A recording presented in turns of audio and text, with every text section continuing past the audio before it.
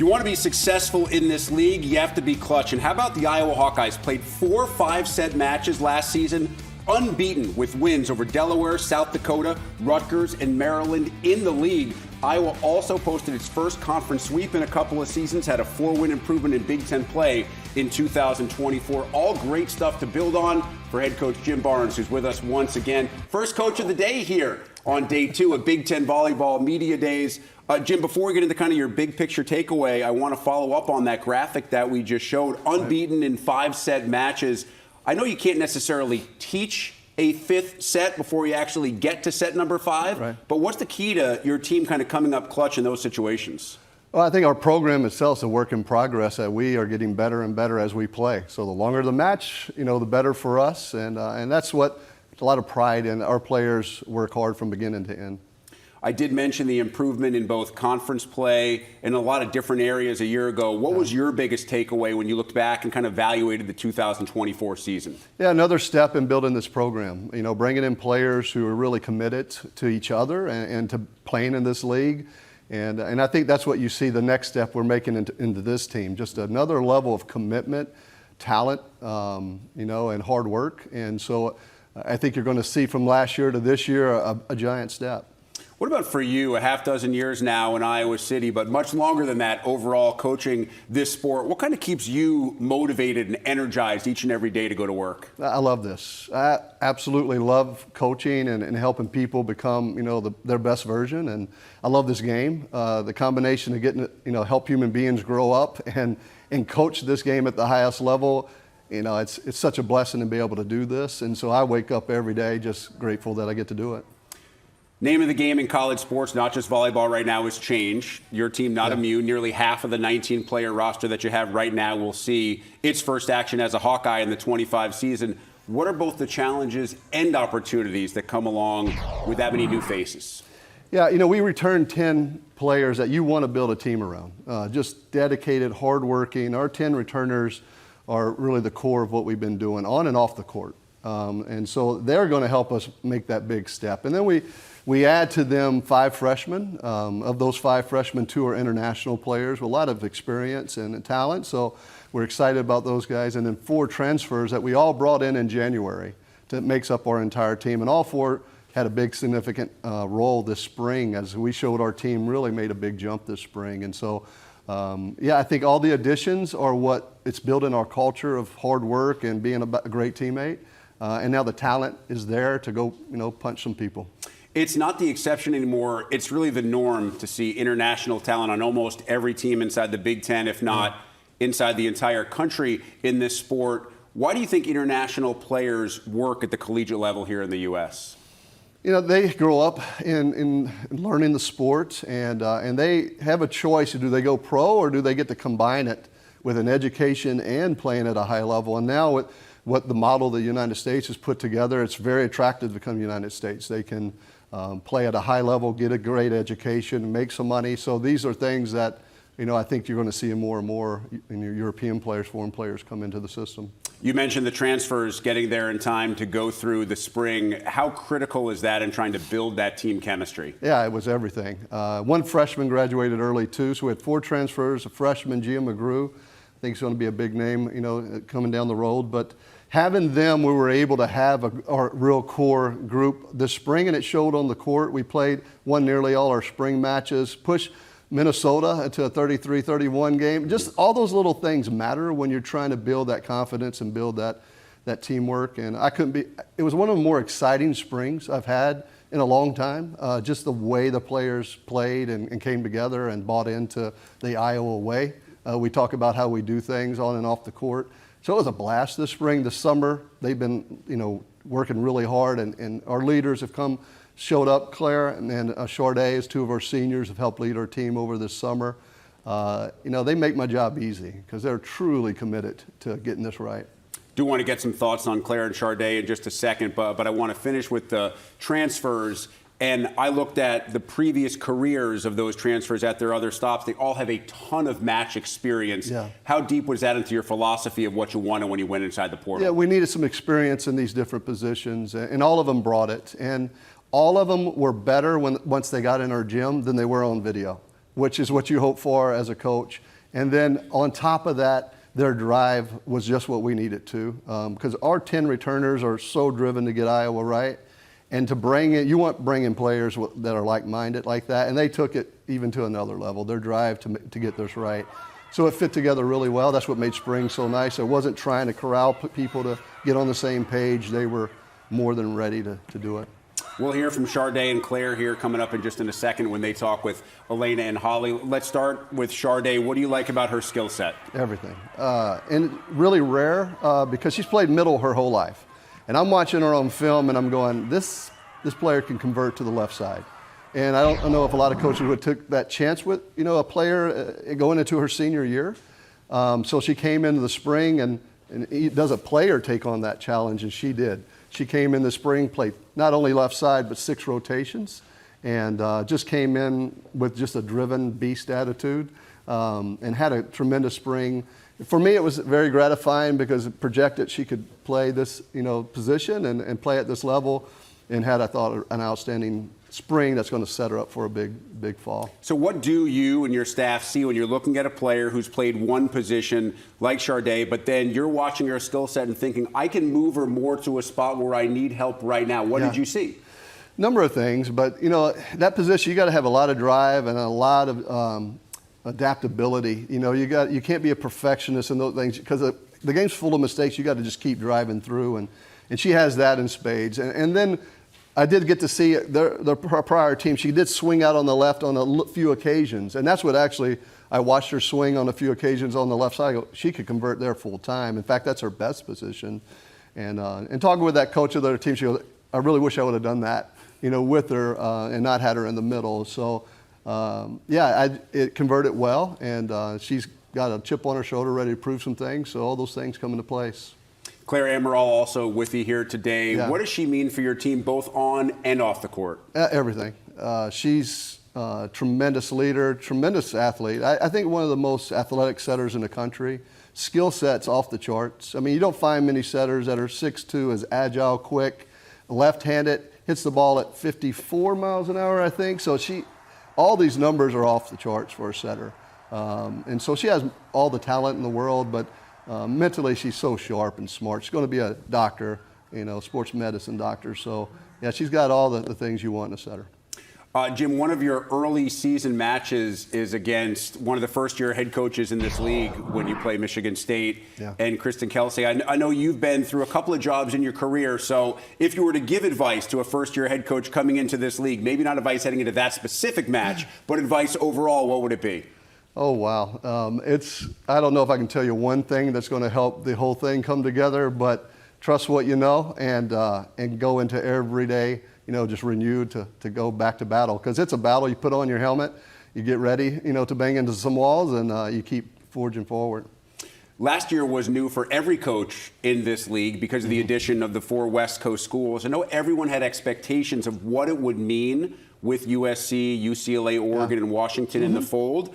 What were your expectations, and how did the reality of those additions match up with what you expected? Honestly, I'm so focused on my team, very little thought about that side of it, other than excited about the addition of that much talent coming into the league.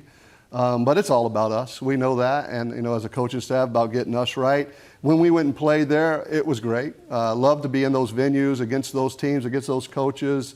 It was nothing but a bonus, but honestly, very little thought about them because we're working our way up this league and we want to pass these guys up. But our league went from already the best to a whole nother level by adding these 4. And so they brought a lot to the league. You can see that level when you look at the back half of your schedule. 4 of your last 5 matches are against teams to pick to finish inside the top third of the league. That's Minnesota, Wisconsin, and Nebraska. Those 2 are on the road. Yes. And then Penn State at home. Now, really cool that the final home game is against the defending national champs. Yes. And I know you probably don't want to look that far down the schedule, but you know these kind of stretches are coming. How, as a head coach in this league, do you deal with them? Well, I focus on Maryland, which is the first match of the Big Ten. So we focus on that. And I do think by the end of the season, just like in those 5 setters, we're going to be better and better as we go, especially with these many new players that are adding on to our 10. So we'll be ready. Our players, they put on their hard hat and they go to work every day. and they're going to be ready for that moment. I know that. I know this team's going to have great success this year. I feel like it's going to be a record-breaking year for this team. I think we have everything in place. We have the leadership from Beth Getz, our AD, and Lila Cleary, our sports administrator, who they love volleyball. They want this program to do well. And my staff is incredible. I have an experienced staff, and Brian Yell, Tamika Brecky, and Maggie Johnson. They have great experience. Everything's in place to make a real run this year, and I think we've put the program in that position to go make a big run. I don't think we could finish in a better spot than that. Jim Barnes, we hope that's the case. Look forward to watching you in the Hawkeyes this year. Thank you, Rick. All right, let's hear a little bit from your players as we send it over to Elena and Holly. Thanks so much, Rick. We're so excited to kick off day 2 with the players, starting with Claire Ammeraal and Cheridyn Vanzandt. Welcome to Big Ten Media Days. Hope you guys are having fun so far at your first station. We just heard from your coach about how many new players you have on your team. I'd love to hear from you both, just what you've been doing to build some team chemistry before the season starts. Yeah, I mean, I think it's just a normal now. Like, everybody has their new people, 5 freshmen, 5 transfers. So, everybody's navigating it the same way. We are very lucky because all of our spring transfers are actually the best people ever. So it's kind of just been normal. It's I would probably be friends with these people if I met them on the street. These are, good people. It's really easy. It's not even a challenge at all, so. Yeah, I would definitely say it's been really great just coming in and being able to mesh very quickly. That's rare to happen at this level and just playing volleyball. It hasn't been much of a challenge, I would say. I mean, we go in the gym, get it done, and get out, and that's really great to see. I mean, I would say our team is player-led, so it makes our coaches' jobs a lot easier, especially with having so many newcomers. Cheridyn, for you made a huge transition. Is he the first coach that said, hey, we're going to move you to the left pin? Yes, and actually kept me there. I mean, I played pretty much everything in the front row. Like you said, I was a middle for a majority of my career, but playing on the pin and playing some back row, hitting that big, I absolutely love it. And did you ever play on the left side your whole career? A few times, yes. Okay. I played JUCO and I played on the left side there, but just at the higher level, middle. Claire, Coach Barnes has referred to you as someone that's a leader on this team and someone people kind of look to for advice and in those tough moments. How do you embrace that role on this team? Yeah, I think it's really important since there's, me and then 2 other seniors. We have a great senior core, we like to call it. And so it's been so easy. It's a collaboration, it's a team effort, and being able to lean on them and also lean on our teammates. They're all so invested and they want to get better. So it's easy to lead them because you just say hey guys, I think we should work on this. And they're like, you know what, yeah, that's a great idea. Okay. Coach Barnes talked a lot about a big leap this upcoming season. Did you guys have that confidence coming off of spring? Absolutely. I mean, like you said, we played Minnesota, went to 33, 31, something like that. And that energy in that gym was amazing. So we're kind of on a high and continuing to build off of that and just taking advantage of every day in the gym. Did you guys have any things that you focused on individually in the spring? I think for me, a lot of it was just getting back into the mental and physical mindset. After, getting injured, it was a little bit of an up and down. And so just getting consistent and working with everybody as a setter, you got to build connections on and off the court. So that was the main focus for me. Yes. Like Claire said, just working on those connections. And for me personally, serve, receive, and obviously transitioning to the left side full time and just connecting with my teammates and getting ready for the season. Claire, you mentioned that injury from last season. Obviously, you missed a couple matches and came back towards the end. How are you able to stay focused from the sideline and just be a good teammate even in that timeout? Yeah, I mean, it was a little hard at first just because it's such an unexpected way for your season to go. So it's a little disappointing, but I mean, one of the things that really kept me motivated was watching Jenna and how she handled such a crazy, it was unexpected for me, but it's even more unexpected for her to have to go in, and she did an amazing job. She is so calm and collected, and usually it's the younger people rooting for the older people, but watching that, it's I learned so much from her and just how she carries herself and how she leads the team as a freshman. That was just really inspiring. Cheridyn, your background in track and high jump, yes. How did that prepare you for volleyball? So my vertical is crazy. Yeah, it is. Running track and doing gymnastics before I played any sport. So I feel like that really helps me. I mean, I got some spring. So I would say it translates over well, just being able to jump and being shorter, being able to jump and hit over other players that are like 6'4", 6'5". So it tracks. Claire, you are as aggressive as it comes as a setter out there at the net. You had 2 double-digit kill matches last season to start out this season. What's your approach and your mindset when it comes to being a setter and obviously feeding your hitters the ball, but also knowing when to take some opportunities for yourself? Yeah, I think that's like really important. Like when you're left-handed, it's like you need to be aggressive, and I've always been a hitter at heart, so when the ball's a little tight, you know, sometimes I gotta convince myself not to hit it, but like being able to establish yourself as a hitter so that your other, like, you know, the blockers are focused on you, you can get those one-on-one situations, more assists, more kills for everyone else, a win-win. Coach Barton's talked about you wanting to be a doctor. What interests you in that field? Yeah, well, I mean, like I've always liked science, like the, you know, medicine, all that, but you know, getting injured, like, mine wasn't even a huge injury. There's so many other ones, and like it's been so common in women's sports recently with ACLs and ankles and Achilles, all that type of stuff, and just, you know, it can be a really like dark time, and like a lot of people can struggle when they're in that situation, and like all you need is one person to like show you your worth and like give you that purpose, and it doesn't matter if it's a family member, a friend, or a doctor, and so like I would love to be that person for, you know, struggling athletes. I love it. Cheridyn, welcome to the Big Ten.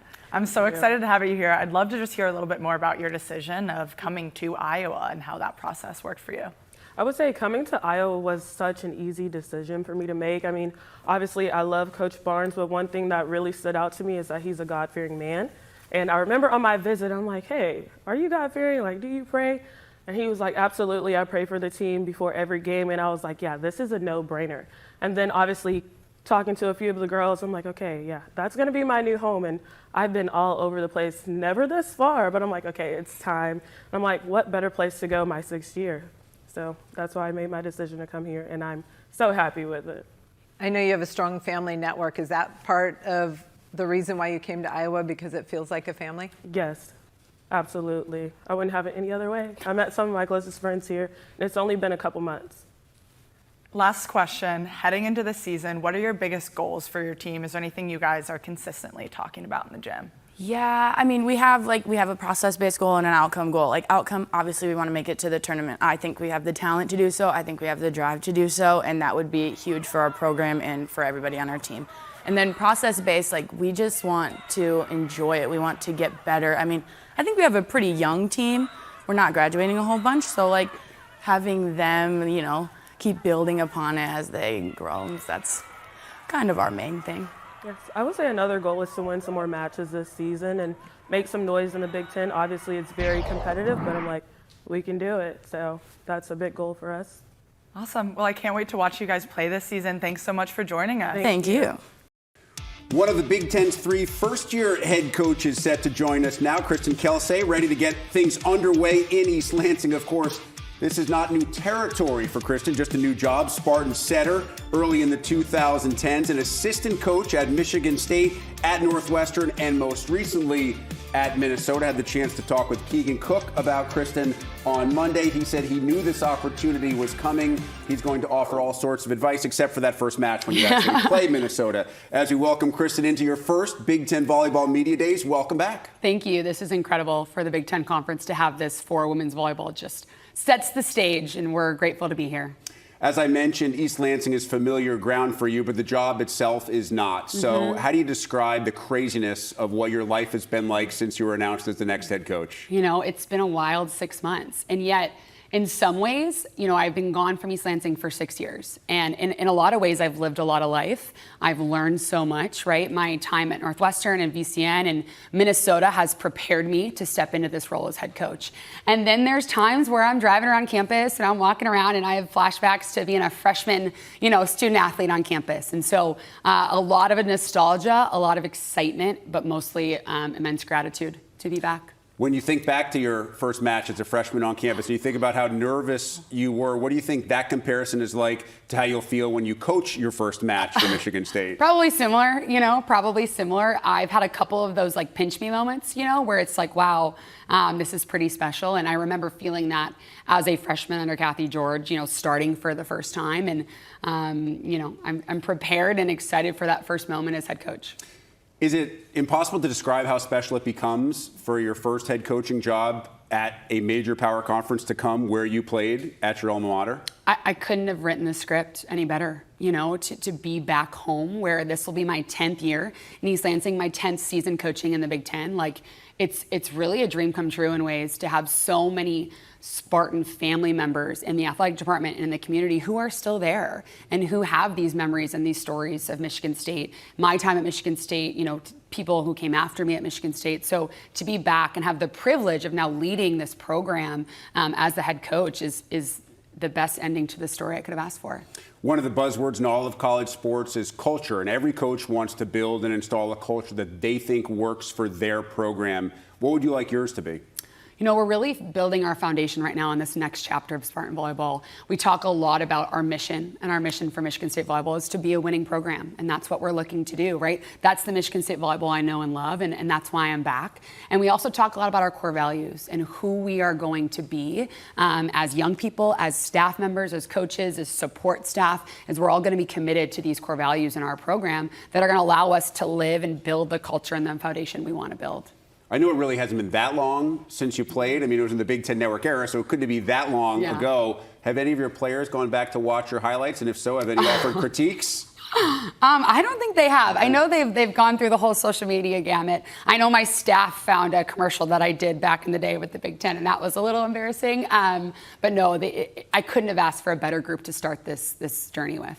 The good news is your staff knows who's in charge and the players want playing time, so the critiques can't be that bad if they do see the video, right? True, and we didn't have volumetrics back in the day, so they've got to go like deep into YouTube if they really want to find it. I learned about volumetrics from Dave Shondell on Monday. Let's dive into your roster and your team a little bit. You lost both setters and the top two attackers, obviously, from last year's roster. What was the approach in filling those spots? And today, obviously, it's different than it was 5 or 10 years ago when you can fill those spots with match-ready players through the portal. Yeah, I really wanted to complement the roster that we have. So I wanted to get into our program and get into the gym and see what are the strengths of this team, right? And what are some weaknesses? We're going to have a lot of position battles this fall, and I'm really excited for that because we've brought in quite a few additions. Some of them incoming freshmen, some of them transfers. I brought in one transfer in January, a libero, knowing we had to replace Milani, who was an all-star. And from there, then I really said, what do we have and where do we need to complement this roster that we have? And that's what we did. And so we're really fired up to begin practice in just a couple of days. And you have some international flavor on your roster as well. Tell me about the countries represented and what those players are like. Yeah, it brings so much perspective to our program, right? You're going to meet one here, Zuzanna, in a little bit. So well-spoken and just so mature. These athletes have been playing volleyball a very long time in a very different context. And so to have their perspective on our team, we've got athletes coming from Turkey and Poland and Czech Republic and Canada and New Zealand, right? Like halfway across the country, and they understand the privilege it means to be a Michigan State Spartan, and they appreciate that. And so their loyalty to not to me, but to the program and most importantly, the university has been astounding. You mentioned Zuzanna Kulig here as one of your player reps after a fantastic 2024. Top 5 in the league in total blocks, top 10 all-time MSU seasons in both blocks and hitting percentage. What makes her so effective? She's got this physicality, right, that you need in this conference. The best conference in the country, the most physical conference, right? So she brings this just foundation of physicality, but she's also such an awesome hard worker. And that's one thing I've learned this spring is through ups and downs, right? She is all in and she's team first. And I think that's a really unique perspective for a young person to have, especially with the success that she had last year. How helpful is that for a coach, especially a first-year head coach, to have one of your best players also be your hardest worker, and you can simply look at some of the newcomers or the younger players and show them this is exactly what it takes? It's really all you can ask for, and this team as a whole, when I walked in day one in January, has committed so consistently to our values and to what we're asking that we've added a lot of players this summer, and we're not in the gym with them this summer, but I have no doubts our team with the foundation that we built has brought them in seamlessly. Evie, Doezema also here with you, a self-described utility player in her own words. What does that mean to you? You know, I think Evie's about to have a breakout season. She's done a little of everything, right? She's played opposite, she's played middle, she's played outside, and we really had her on the pin this spring where I think her strengths shine. Evie is a Spartan. She has been now 3 different staff. She committed to Michigan State really early. She was at summer camp back when I was an assistant, right? So I've known her a long time, and she is your true Spartan and a true leader on our team. Kristen, how do you approach the start of the year and feel like what it is that you need to accomplish before we get into what you know is going to be an absolute gauntlet in league play?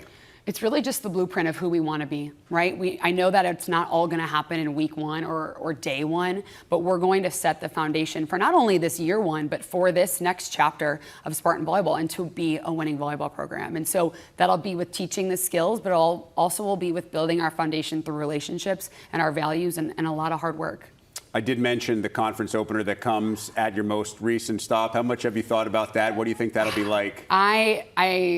It's full circle. You know, to open my first match as head coach in the Big Ten against Minnesota, a place that I love really dearly with people, you know, Keegan and those players that I poured my heart into for 2 years. And I think it'll be a really special moment. As someone who's been a player assistant and now a head coach in this league, what's the best way to describe what Big Ten volleyball has been and what it is today as we get ready for the 2025 season? And it's in a league of its own, honestly. You know, the Big Ten, through what you're seeing here with our media days and the support that we have in this conference, right, from our commissioner all the way down from our schools and our ADs, is really unmatched. And I think that's why I've never left, right? It's a privilege to say I've been in the Big Ten my whole coaching career, and it's a privilege to be in a conference with this caliber of coaches, with these caliber of schools, and this caliber of support. It's really unique, and I'm very grateful to be here. How do you put into perspective the growth that you've seen in this sport and the popularity from the day that you first stepped on campus as a freshman in 2010, now 15 years later? Tremendous. I mean, I tell our athletes all the time, there's no better time to be a women's volleyball player, right? From the growth that we've seen in the sport, from the viewership with the Big Ten now working with the finals, right, to Nebraska playing in a stadium, to the pro leagues that we have in the U.S. now. What a platform our young people have to be women's volleyball players, on top of being a Michigan State Spartan in the Big Ten. And so even from when I played, you know, now 10 years ago to where we are now, it's an incredible platform that these young women have to really not only tell their story, but to be part of this building and growth in our sport. And the power of female head coaches as well. On Monday, we heard from Harper Murray and Rebecca Alec at Nebraska talking about the power that they feel with Danny Busboom-Kelly in charge. And a year ago, we saw Katie Schumacher-Cauley become the first ever female head coach to win a Division I women's volleyball national title. How proud are you to now be part of that group? Incredibly humbled to be part of this group. I remember there was a year Kathy George was the only female in the head coach's picture at Media Day. And so now last night to be standing among these women giants next to me, it was one of those goosebump moments. And it's a privilege. You know, there's 5 of us who are coaching at our alma mater, women. And I think that just shows women can do it. And if you see her, you can be her. Kristen, at year's end, how will you define success for Michigan State in your first go-around? We will define success if we committed to improvement every day, every match, right? We're laying this blueprint, this foundation for this program. So as long as our staff and our athletes are committed to that growth and we live our values and we don't just talk about them, but it's a real commitment to showing up every day as our most authentic selves, working to be the best volleyball players and coaches we can be, and representing the Spartan community with pride, then it will have been a success. I know it's not a welcome back to the Big Ten, but welcome inside as a head coach. So thrilled to have you here. Thanks for having me. All right, much more on Michigan State volleyball still to come. The players' perspective now as we send it over once again to Elena and Holly. Thanks so much, Rick. We're joined now by Evie, Doezema, and Zuzanna Kulig. Welcome to Big Ten Media Days. Thank you. Not your first time, Evie. No. This is your second time here, but you're joined by a new teammate that's her first time here and a new head coach. How'd you help prepare the rest of the Michigan State squad to coming to Media Days today? Wow. Well, I just was so honored to be invited back. I'm so lucky to be here and experience this again because it's such a special thing for us to have in the Big Ten. I mean, as the only volleyball conference who gets to do it. And yeah, I think the biggest thing I tried was just to calm nerves and talk about all we have to do is come in here and talk about how proud of our program we are and how excited we are for the season and just relax. So, yeah. Yeah, I think she helped me a lot with calm my nerves. I'm an international student, so English is not my first language. So obviously it was hard for me to even think about coming here and speak on live TV in front of people. But she did a great job with that. How has the transition be from growing up in Poland, playing volleyball, to the style that we play here in the Big Ten? It's been a journey, to be honest. I remember 2 years ago when I came here, I didn't like it at first, to be honest. It was such a big of a culture shock, and everyone suddenly was speaking English to me. Like, I was not prepared for that. But after 2 years, I can finally say that I fall in love with this country, with this culture. I met so many amazing people that support me on my journey. Yeah. It feels like a new chapter. We heard your head coach talk, just new energy. How does it feel to you guys? It feels amazing. We're so blessed to have Kristen Kelsay back in the gym, back at her home, her roots. And she just brings that level of team spirit, school spirit back because she just has so much love and passion for this place and for us as people and just watching us grow as students and women and not just volleyball players. I think we can also call her our really good friend. I can call her at any time of the day. I can come to her office, sit on the couch and just talk about not only volleyball, just about life. Mm-hmm. Evie, it's been really fun to watch your career so far as a Spartan. You've played all across the net in every single position, so hats off to you for that. Thank you. How have you been able to what's your mindset going into that, knowing you're able to jump in any position, and how are you able to adjust so quickly? I mean, with Kirsten coming in, I basically said, hey, here I am. I can run anything for you. What do you want to do? And I'm really blessed that she wants to put me back on the pin. I love the pin. It's where I started. And I'm very comfortable there, so I'm very excited. But also just having the opportunity to have all those shots in my toolbox and all those routes and being able to mix it up, bring a whole new level to our offense. I like being that utility player. Zuzanna, for you, you're known for your blocking. Is it a mindset or is it something that you love in the game of volleyball? I think I needed to grow on that. To be honest, blocking is such a hard thing to do as a middle, and I think our team is such a competitive. We have so many competitive players on the team that it helps a lot with that. Evie, you've said before that you like being someone that this team can lean on and just kind of embrace that leadership role. Mm-hmm. How do you step up to that plate and be the leader for this team, both on and off the court? I think one thing that I try to lead with is just dependability. Saying like, hey, I know I'm gonna make mistakes, you're gonna make mistakes, but we're in this together and I've got your back, you've got mine. And not as much trying to run the team and be the leader, but just trying to be that person that everyone can count on when they're not doing their best or when they feel like they're failing. So just being that uplifting person. Like, I really like to scream and cheer all the time, and that's how I get my energy up. And I feel like that's the best way I can be a good presence on the court for my teammates, is lifting their spirits and assuring them that they can still do it, even if they don't feel like they're accomplishing what they want to. What are some of the new pillars starting in January when Kelsay came in? What are some of the new pillars for your team? Some of our team values is Spartan family, of course.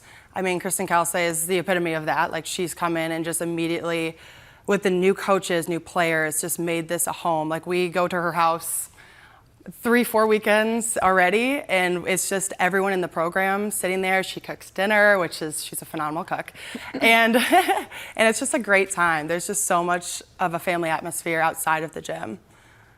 Yeah, we have 5 new values, as Evie said: Spartan family. We have also unconditional commitment, sweat equity. I'm blinking. Oh, now you got me going. Yeah. But I think a lot of a good one. Yeah. Definitely a good one. I was blanking, but yeah, I think a lot of our values are just around working hard and being committed to each other all the time and committed to this team and just constantly trying to get better and better and better, because that's the main goal, is to just end this season better than we are today and just continue to grow and work for each other and for this program. Also going over that, I think in January when we came back after Christmas break, Kristen said she wrote on a whiteboard that the beginnings are messy, and they were messy, but we were prepared for that. And I think also we as a team, we are not chasing a perfection, we are chasing the consistency, and we can all show it in how many reps are we taking. By how many reps are you taking, you are becoming more confident in that, and we want that on the court. You already touched on that Kristen's had you over to cook a couple times. I'm upset I haven't caught that invite, but I've seen that she's been cooking for you guys. What's the verdict on the best thing she's made? Oh. And what else have you guys done as a team with the new coaching staff, just kind of to build some team culture and camaraderie? Oh, her tacos were really Tacos. good. She made steak tacos the other day, or walking tacos. There were options, you know. Oh, yeah. There's never not options. It's food everywhere. And one other thing we did some team bonding in the spring before we went on summer vacation. That was really fun. It was we went to like a game place, and we did mini golf and like a Dance Revolution kind of game, and just had a lot of fun and messed around with the whole staff and team and just built some of that comfortability around each other. So, yeah. Looking at your upcoming schedule, anything stick out that you're excited about? Any matchups that you're looking forward to? I always love our match against Michigan. That's Or just yeah. there or at our home gym. It's just so much energy, and the rivalry runs so deep, and just seeing everyone come out for that game and show their support for both teams has been phenomenal. Especially growing up in Michigan, like I know, and we get very into it, and it's just such a special experience because it's usually one of our biggest crowds, and you just really feel the love of Spartan Nation.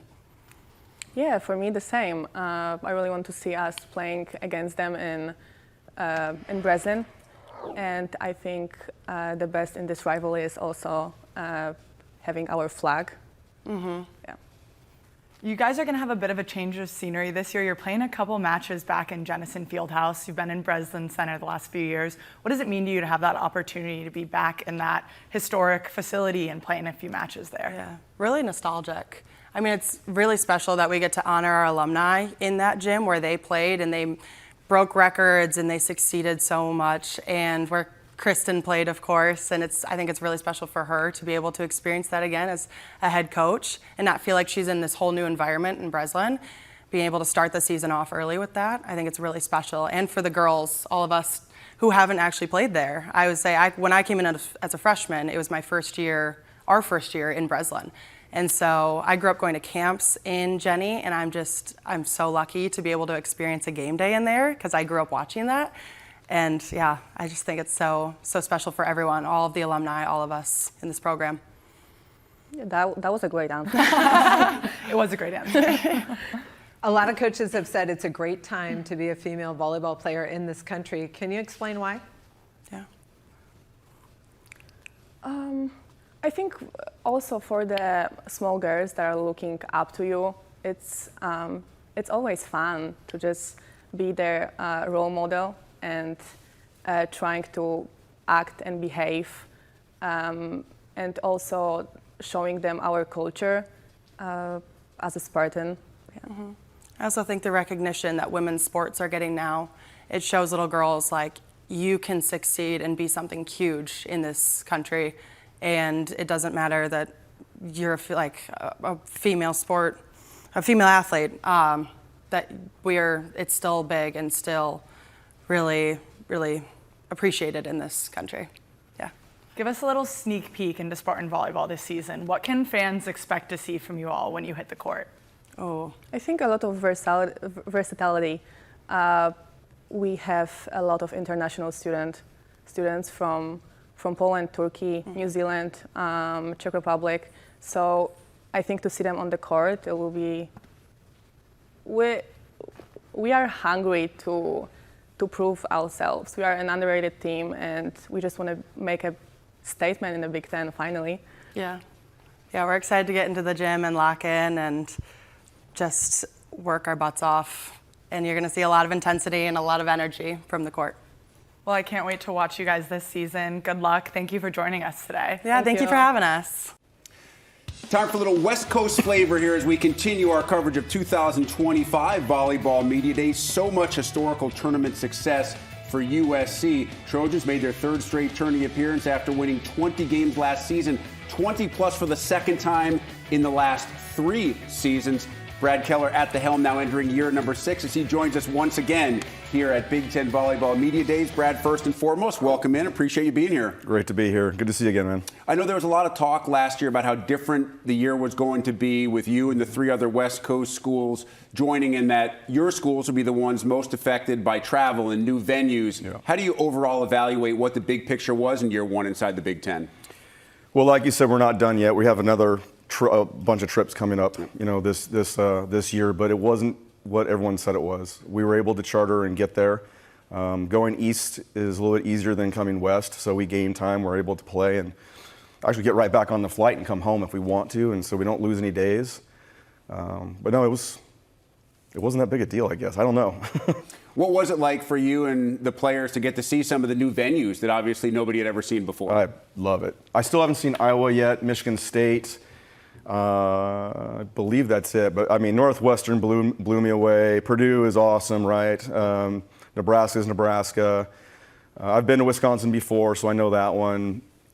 I don't know. It's just all new and so much fun, It's great. What was the vibe that you got from teams making their first trip to play at your home gym? There were a couple shocked looks. There's a lot of people that have not been to Southern California. That was their first time. And it was their first time going to the Galen Center and realizing how big that space is and how many fans that we had and how big volleyball is in Southern California. So, overall, when you evaluate your team's performance from last year, I mentioned it was another 20-win season. Everybody's goal at the start of the year is to have a chance to win it all, so you have to get to the tournament to do that. Positive and perhaps constructively critical takeaways from last year? If not winning a championship, I don't know that matters. That's the way I'm wired. It's just, I loved their season. I thought we grew as a team. I thought we did a lot of fantastic things over the course of the year, and we just came up short at the end. And so at the end of the day, that's the criticism. We got to get over that hump, and we need to get to the Final Four and compete for championships. And everybody in here should be talking like that. Every coach needs to come in here and talk like that. Your team was, however, remarkably consistent throughout the year. You were inside the AVCA top 25 every single season. You started the year 11-3, and those 3 losses, I believe, were against teams that at the time were ranked number 1, number 2, and number 11. So what were the best things that you did see from your team last year that gives you the hope and faith that you can get to exactly what you're talking about in 2025? Well, we added a couple new players last year, and so we didn't get – and they weren't here for the summer, and so we had to get them up to speed. And so being able to go 11-3 was a good starting point, and then we started to generate momentum, like that continuity and trust and all those little small details that a team needs. So that was the case. And again, I just came a little short, But I think at the end of the day, we got to continue to train the way that we train. We got to continue to build the culture that we've been cultivating. And we've got a brand new team. We've got a brand new squad now. And they're very young, they're very athletic, and they're very, very hungry. Young, athletic, and there is some experience coming back with, I believe, 11 players from last year's roster back on this roster. How does that help you in terms of building not just the chemistry on the floor, but also what it takes in the gym during practice, everything that leads up to match night? It goes back to the same thing over and over again, where it takes time to build something great, and sometimes it takes longer than people think it is because you're teaching and teaching and teaching. You have to teach them how to run their own practices. You need to teach them how to be accountable in a right way. You need to teach them how to speak to one another, to be empathetic. Not be empathetic, but it's like it's a transition year. There's a lot to that, and it takes a great deal of time. And I think we're there. So I meant to answer your question. I think we've cultivated that culture, and so now it's getting a lot easier to get these new players in. The 11 players, the 11 returners already know what we're doing. I don't have to go in there and explain it. They know what the drills are. They know how to act outside the court. They know how to be spokespeople for our team, our community. One of the biggest things on that is that we have a lot of camps, and we have a lot of really young kids coming to our camps, and all those young kids are coming to our games. So our branding is geared actually a little bit more towards the youth in LA. And it's really remarkable to see my girls interact with those kids. It's pretty awesome. And I think it probably gives you the glimpse that maybe you don't necessarily need, seeing it on a match night basis, of just how popular the sport has become from coast to coast. 100%.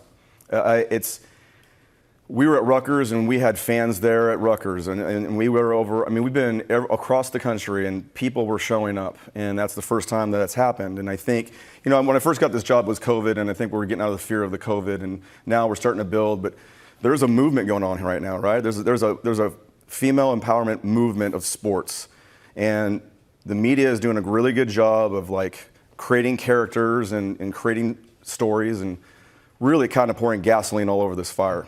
It's awesome. And one of those really powerful women is a woman that leaves your program after last year, and Mia, who was the student speaker last year during media days, and I know such a rock for your program and was such a leader. Who kind of picks up that mantle of leadership for the USC team in 25? These two right in here, they're going to do it for us. So, and there's going to be a handful of others. We have a committee of leaders now, so I just really like where we are as a group. And then they've really been great with the freshmen. So the freshmen have come in and really picked up the slack, and we really have not missed a beat.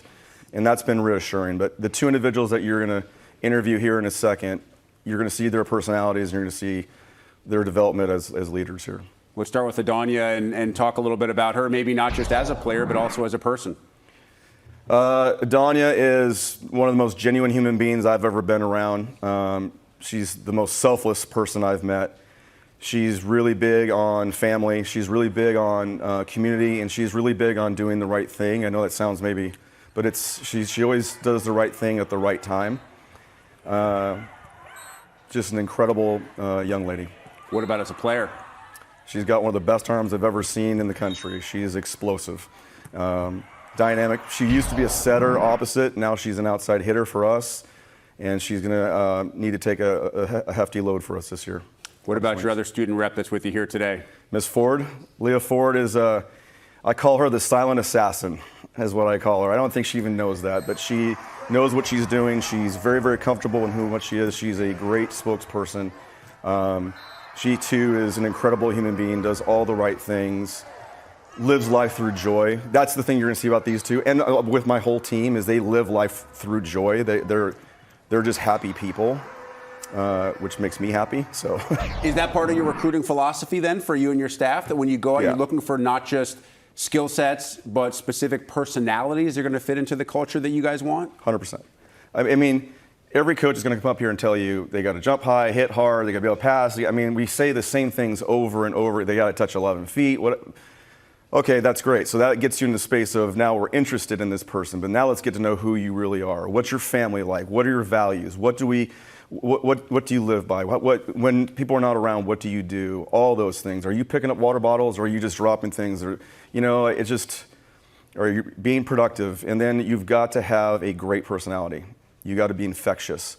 Last year, Allie and Mia were infectious. They did a great job. They're walking around here playing music in between things and trying to get people to dance and with them. I recall. Yeah. So you got two more just like this, like them, and looking forward to seeing what they're going to do. That's great, including the silent assassin. I see Elaine and Holly writing down, let's ask Leah if she knows that Coach calls her the silent assassin. The start of your schedule is challenging to say the least. We go to the non-con, you have Creighton and Cal, and then the early part of your Big Ten schedule sees road trips to Penn State, UCLA, and Wisconsin. Listen, I know every team has a tough stretch, more than one tough stretch over the course of their schedule. How quickly do you get a sense with this kind of schedule early of what this team is capable of? Well, we're going to get the start a little bit earlier, so we don't have to do double days. We can slowly ramp it up. I think a lot of the problems that programs are having is that you do these double days and everyone's injured by the first match, and so you're limping and you have no rhythm. So be able to build some rhythm right now is going to be probably the number one thing for us. Like I said, we have a young team. We have 11 returners, but it's still a young team. So we got to build that up and make sure that we're really dialed into the small detail components of that. And then once we get to those big matches, I mean, they are what they are. That's the reason why you mentioned them. It's, those are juggernaut programs. One of the 3 first-year head coaches in the league is a West Coast coach as Trent Kierstyn takes over at Oregon. You got to deal with year 1 inside the Big Ten last year after having a couple of years under your belt at USC. Any advice that you'd offer Trent? Yeah, don't beat me.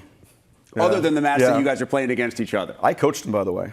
So, yeah, Trent is Give us some incredible. background on that. So I coached him at UCLA. He was, for 2 years, I coached him at UCLA. And then he became a coach. He started getting into it. He went to TCU as a volunteer. We helped him get the job there. And then he got San Jose State and then LMU and now Oregon. And he's a John Spraw disciple, and he's really branched off into his own. And he's a brilliant mind, an incredible human, one of my best friends. So my advice to him is, honestly, slow down. It's just drinking from a fire hose. It's a lot, and he's revamping, and he needs to take his time and make sure he builds it right. And it could be built right now. I don't know, but he needs to make sure he's not making moves that he doesn't need to make right now. Just one step at a time. All right, Brad. Let's finish with one final step for you. I'd love to get your thought on what has you the most excited for USC heading into the 2025 season. There's a couple things. I really love this team. This team makes me feel young, and that's a really, really cool thing to be a part of. Number 2, the brand building. We're doing a really good job of brand building. Our attendance is skyrocketing. People are really into our sport right now. We've got great leaders. I want to continue to develop leadership out of our group. I think we can make a movement or be a big part of this movement, especially in Los Angeles. And then honestly, competition. All that stuff is still a game, and I love to compete. So, Brad, always great to have you here. Look forward to watching you and the Trojans this season. Appreciate you. All right, well, Adonia and the silent assassin are waiting patiently over there. So to hear more from them, we send it over to Elena and Holly. Thanks so much, Rick. I'm here with Adonia, Faumuina, and Leah Ford. So excited to have you here with us today and hear a little bit more about what we can expect from USC this season. We just heard your coach refer to both of you as leaders on this team. Can you explain your leadership styles a little bit and how you've embraced those roles?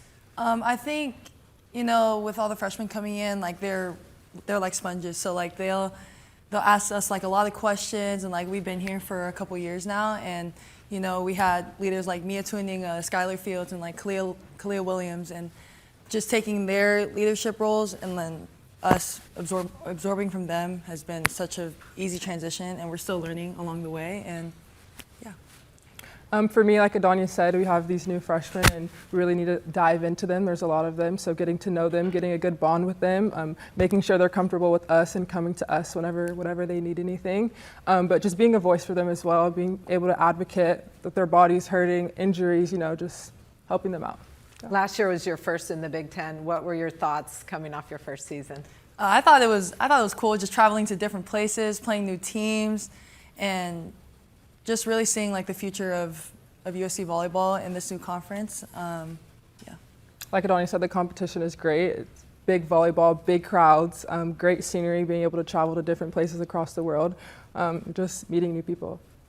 We just heard your coach talk about the personalities on your team and how that's something he really looks for when he recruits. How would you guys describe your team culture and just, what the personality is like in the gym, outside of the gym? Inside the gym and outside the gym, I feel like it's the same. We're all crazy, in the locker room, bumping music upstairs in the gym. But I would say everyone's really genuine and is really there for each other. I think all of our personalities mend well. Like not everybody has the same personality. Like some might be quiet, but like it's still an add-on to like our culture, and it's a really good thing. Like Adonia said, everyone has their own personality. Everyone's bubbly, energetic, excited. We have a great time in the locker room and on the court. We're always loud. We're always screaming, listening to music, dancing, singing, anything you could think of, we're doing it. And we love to. Adonia, how has your game grown? I know you had some injuries early in your career, but how has your game grown? And then what did you focus on this spring? For my game, I would say, you know, just trying to get back into playing volleyball, and like a big thing for me was talking with the coaches a lot, because I struggled a lot with like trying to get back to like how I used to play, and they were like, this is going to be a new you need to figure out like what you need to do. And I think I was just, you know, working on like my passing, setting, hitting, but also like my mentality as well, like going into it. And this spring I was really focusing on my mentality going into this season, and you know, coming into this new leadership role, and really focusing on my passing as well. So, yeah. And for you, Leah, what's your mentality? You're going to have a bigger impact on the court this season. What does that look like for you? And was there anything you focused on this spring? I definitely wanted to focus more on my offensive work and my hitting, just getting more range. The mentality is obviously to go as far as we can, get some accolades going for our team and get ourselves out there. I'm just really excited. Adonia, we've seen you set, hit right side. We've talked about you hitting on that left side pin now also. Which one do you feel is your best skill set, and where do you feel like the most at home? I don't know. I just feel at home like on the volleyball court. I grew up playing volleyball like ever since I was young. I mean, right now I'm playing on the outside, so like that's where we're at right now. So. Just very versatile. How do you embrace that role of being able to be kind of thrown into different positions and knowing that you can help your team in multiple different aspects of the game? I love it. We get to spread like knowledge to each other and like just trying to help each other in each position. And I think it's pretty cool because everybody else also has input as well. So, yeah. Brad talked about the USC brand, and it's growing, and you guys are building. What does that mean? We have a lot of little girl fans that love to come and scream and cheer us on. Like you said, we had girls coming up to us at other places asking for pictures. It's really cool to see how much of an impact we have on them. We love it. We love talking to them. We love taking the time. It's not a burden to us at all. We love it. Yeah. Did you guys coach camps? And is that Yes. And what did you learn from coaching at a camp that makes you a better player? Really just how much they look up to you. Like genuinely they're watching every single move you do. And it's just really cool to see the impact we have on them. Yeah, and it really shows like to see like who you do it for and like for the future generations coming. When people think of USC volleyball, what do you hope comes to mind for them? What kind of identity do you want to have as a program and put that out to all your fans? I just want them to see us, the real us, and how energetic our energy is, how we do stuff. We just want to be loud. We don't care. We want it like that. So, authenticity, competitiveness, and respect for sure. Love those. Looking at the upcoming schedule, do you have anything you're excited about? Any particular matchups? I know crosstown rivalry is a big one, but any other matches that you're looking forward to? For sure, UCLA. 1,000%. I'm also just excited to go to the new places that we didn't get to go last year. Yeah, especially Penn State and where else? Oh, Minnesota. I'm excited to go there. Are there any specific aspects that your team has been focused on in the gym all spring and summer, just some main themes or focuses? Pretty much everything. Like we said, there's a lot of newcomers, so just getting the vibe of everyone being on the same page and how we run our gym.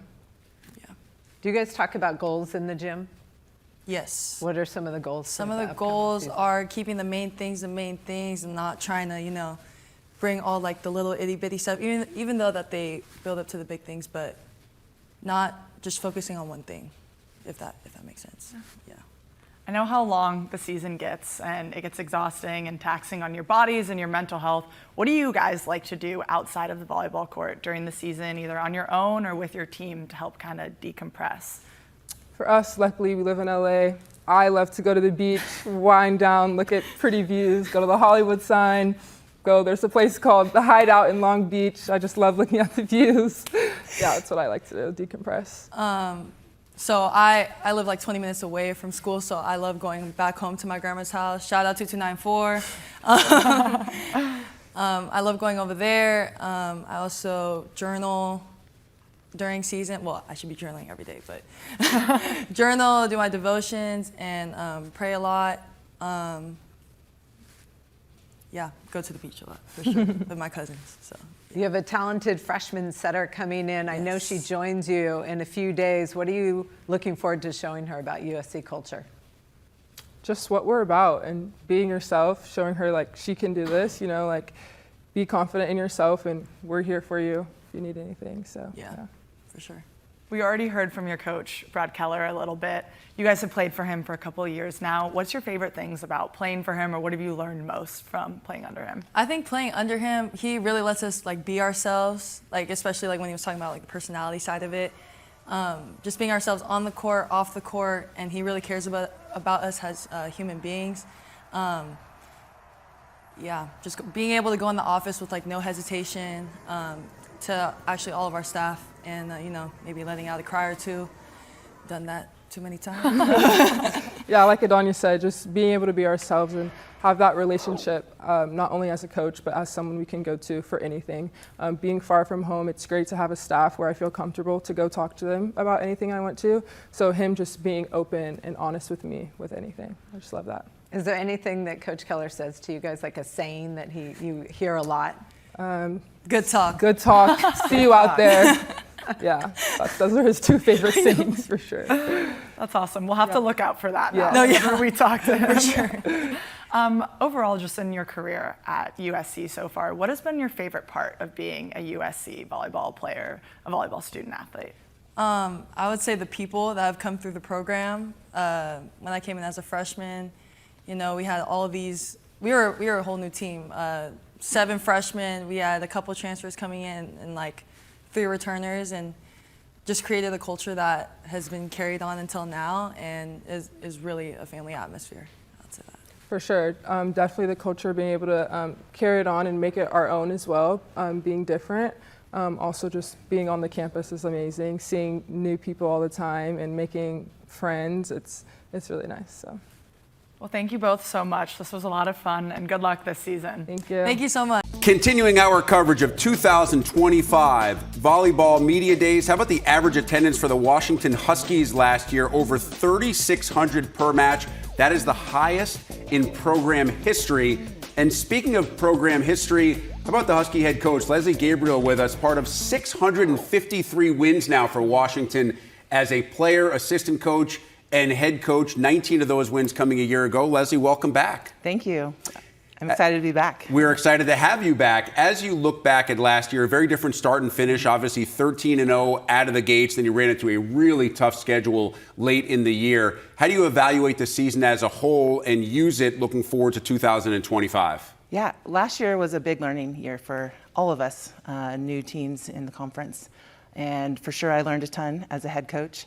I thought that our team did a really good job of getting into some really good routines early on in the season, and to help us continue to keep developing and getting better. And I think as school started and travel picked up, we didn't have the routines that we had earlier in the year. And I think that's something that I learned as a coach, is how can we continue those same routines moving forward in a long season with travel.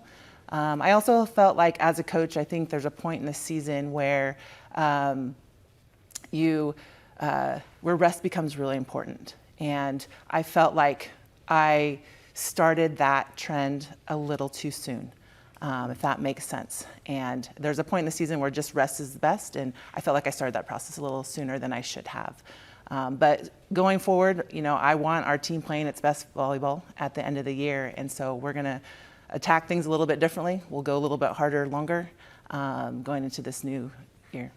It's fascinating to hear you talk about it from a coach's perspective, because most folks think, well, you're evaluating how the team did, not you're evaluating what the staff may have done correctly or incorrectly. How big of a part of your offseason evaluation is looking at what you and the staff could do differently? It's part of it, you know. For sure, we're always looking at our players just to see how we can help them improve, to help us improve. But we're the ones that put together the practice plans, days off, to help with recovery. And so it's to get the total picture to help our team. I think we have to look at ourselves too. I know you received a contract extension in February designed to keep you in Seattle throughout the 2029 season, I believe. First, congratulations. Second, how much does that kind of stability help you and your staff in everything that you're trying to do? For sure. It makes you just excited to know that your boss, Pat Chun, loves what you're doing with the program and wants to keep you there to continue what we're doing. Just saw Pat out in Las Vegas at Football Media Days as well. Terrific guy, obviously Big Ten history as well from his time at Ohio State. He knows the job, and he's doing a great job, obviously, at Washington. I know one of your key returners is here with you today as one of your player reps, and Kierstyn Barton led your team in kills per set and was top 15 in the Big Ten in that same category last year. How much bigger will Kierstyn's role be this year, even than it was a year ago after the departures of players like Amani and Maddi? It's big, and it's something that her and I have been talking about, that she's now going to have to be the woman for us. Obviously, it's not just one person that can carry the team. We're going to need everyone to do their job and their role, but she understands that. She wants that challenge, and so, we as a staff are going to walk alongside her and help her do this thing. What do you see from her that tells you that she's ready to take on that larger role? I just think the willingness, I think it can be pretty scary to know that a lot of people are looking at you to get the point for them, and so just her willingness to go at it, whether she succeeds or fails, she's going to do everything she can to help. Middle blocker Julia Hunt also here as your other player rep. She finished among the league's top 10 in total blocks last year as a true freshman. So how much room for growth is there in her skill set, and what excites you the most about that? She's awesome. I loved recruiting that girl, and I'm so fired up that she's a dog and in the gym, but she is the hardest worker. She gets after it in the gym. It's really fun to, in the springtime, we have core values that we go through, and you should hear how her teammates talk about her, how she puts the team first. She does everything for the team. And that's one thing I loved about her recruiting, and that's what's going to help her be successful, is that everything that she does is for this team. And to help them be successful. But as far as just her ability, the kid, I don't know, I think the sky's the limit. I think there are a few things that we can work on mechanically to help her jump higher and maybe hit with some range. I know we're trying to quicken up the set. We ran a slower set tempo to her last year, just to see if we could get some more balls into the quick, but found out in the off season that she does a little bit better with a faster tempo. And so I'm excited to see how that helps her this year. Well, that's part of what my next question was going to be, in how different you may look this year from a strategic standpoint, how the rotations may vary a little, and with that new personnel, what the new look of Washington volleyball could be in 2025. Yeah, we're excited. I'll tell you, I'm really excited about our group. We're not a big group. I think there's 14 of us on the roster, so it's going to, we as a staff have to make sure we're smart and we take care of our bodies. But I do like our personnel. We have Kierstyn, who's returning, Julia Hunt, who played for us. We have Alexis Hari, who was a setter, and Zoria, who was a DS for us. So we have a good core coming back, but I also like some of the new players that are coming into the gym for us. We were able to get 2 grad transfers, Alexa Markley from Penn State. Obviously,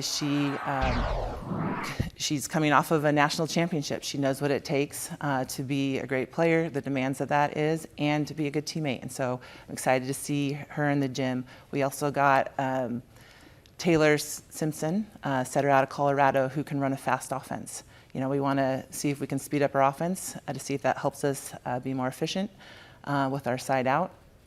And then we were able to pick up an international player, Simona Mateska. And so and then we have some incoming freshman liberos who I think can challenge in the DS spot for us in libero. So I really like our group coming in. For sure it's going to be a little bit different than the crew that we just graduated, but we have some thoughts, like I've already shared some of them, of just speeding up the offense and then continuing to figure out ways to slow our opponents in the Big Ten. How much was your thought process in the portal to get experience and players who would be instant fits, no matter where they came from, because you look at Alexa, you talked about the fact that she won a national title. You talk about Taylor, 100 career matches during her time at Colorado, so obviously a ton of experience. How much was that a priority, excuse me, for you and your staff in the portal? For sure, it was a priority for us just because we were trying to get more players and we wanted that experience to help us going into this year.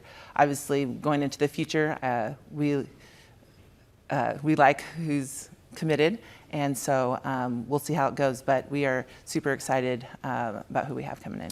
I know you talked about maybe changing the rest time, but when you look back on last year, it was the first year for everybody trying to figure out the Big Ten. What was the best part about it? Was it seeing new venues? Was it seeing your players watching and walking into places that they had never been before?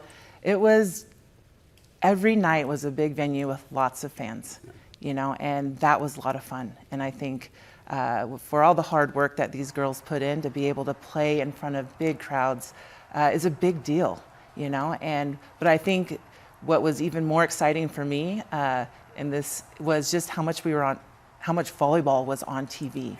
I can't believe every time I turned the TV on that there was a volleyball match, from our conference and other conferences, and that was so exciting to see our sport just explode last year and be everywhere. How have you seen the popularity? I mean, how do you even describe the popularity growth from your time as a player in Seattle to what we're enjoying right now? Oh, it's night and day. Back when I played, it was tape delayed. I don't think there was very many live matches because I didn't know how to prepare volleyball for TV because it was old school scoring, and so games could go 30 minutes, it could go 3 hours, and so the fact that there's live TV on major networks, I couldn't be more excited as a coach right now in volleyball. Leslie, I do want to talk about the power of the female coach in this sport. Kristen Kelsay comes into her alma mater. You're at your alma mater. Danny Busboom Kelly returns to her alma mater, and the Nebraska players were so well spoken yesterday in talking about how empowered they feel to have a female head coach as strong as she is. You look at what Katie Schumacher-Cauley accomplished last year, winning the national championship while battling through cancer. And Kristen said something that really opened my eyes when she looked back at one of the first pictures of a volleyball grouping. Kathy George was the only female head coach in that entire picture. It's very different now. How proud are you to be part of that group? Oh, I'm proud. And it's funny that you say that because she had mentioned that last night at our dinner, and as we were taking our coach's photo, and all the women were standing behind, and I think there's like 8 head women coaches in our conference, and it's just a lot. I think it's great. Here we've all played the sport.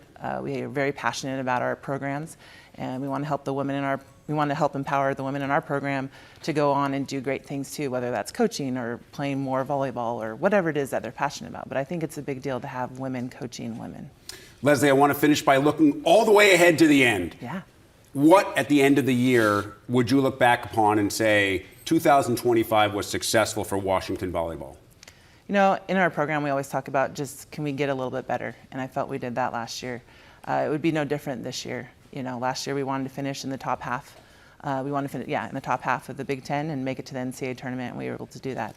And so can we just be a little bit better than that this year? And I think if we can just stay focused on what we need to do, we'll let the chips land where they're supposed to. Leslie, Gabriel, thanks for being with us. Look forward to watching you and the Huskies on the floor this season. Thank you. Speaking of watching the Huskies on the floor this season, here are some TV times when you can see Washington on the Big Ten Network. And of course, don't forget over 200 overall matches from the league streaming this year on Big Ten Plus. Take a quick break here on Big Ten Volleyball Media Days, but we are back with much more from Washington Volleyball as the Husky player reps talk with Holly and Elena right after this.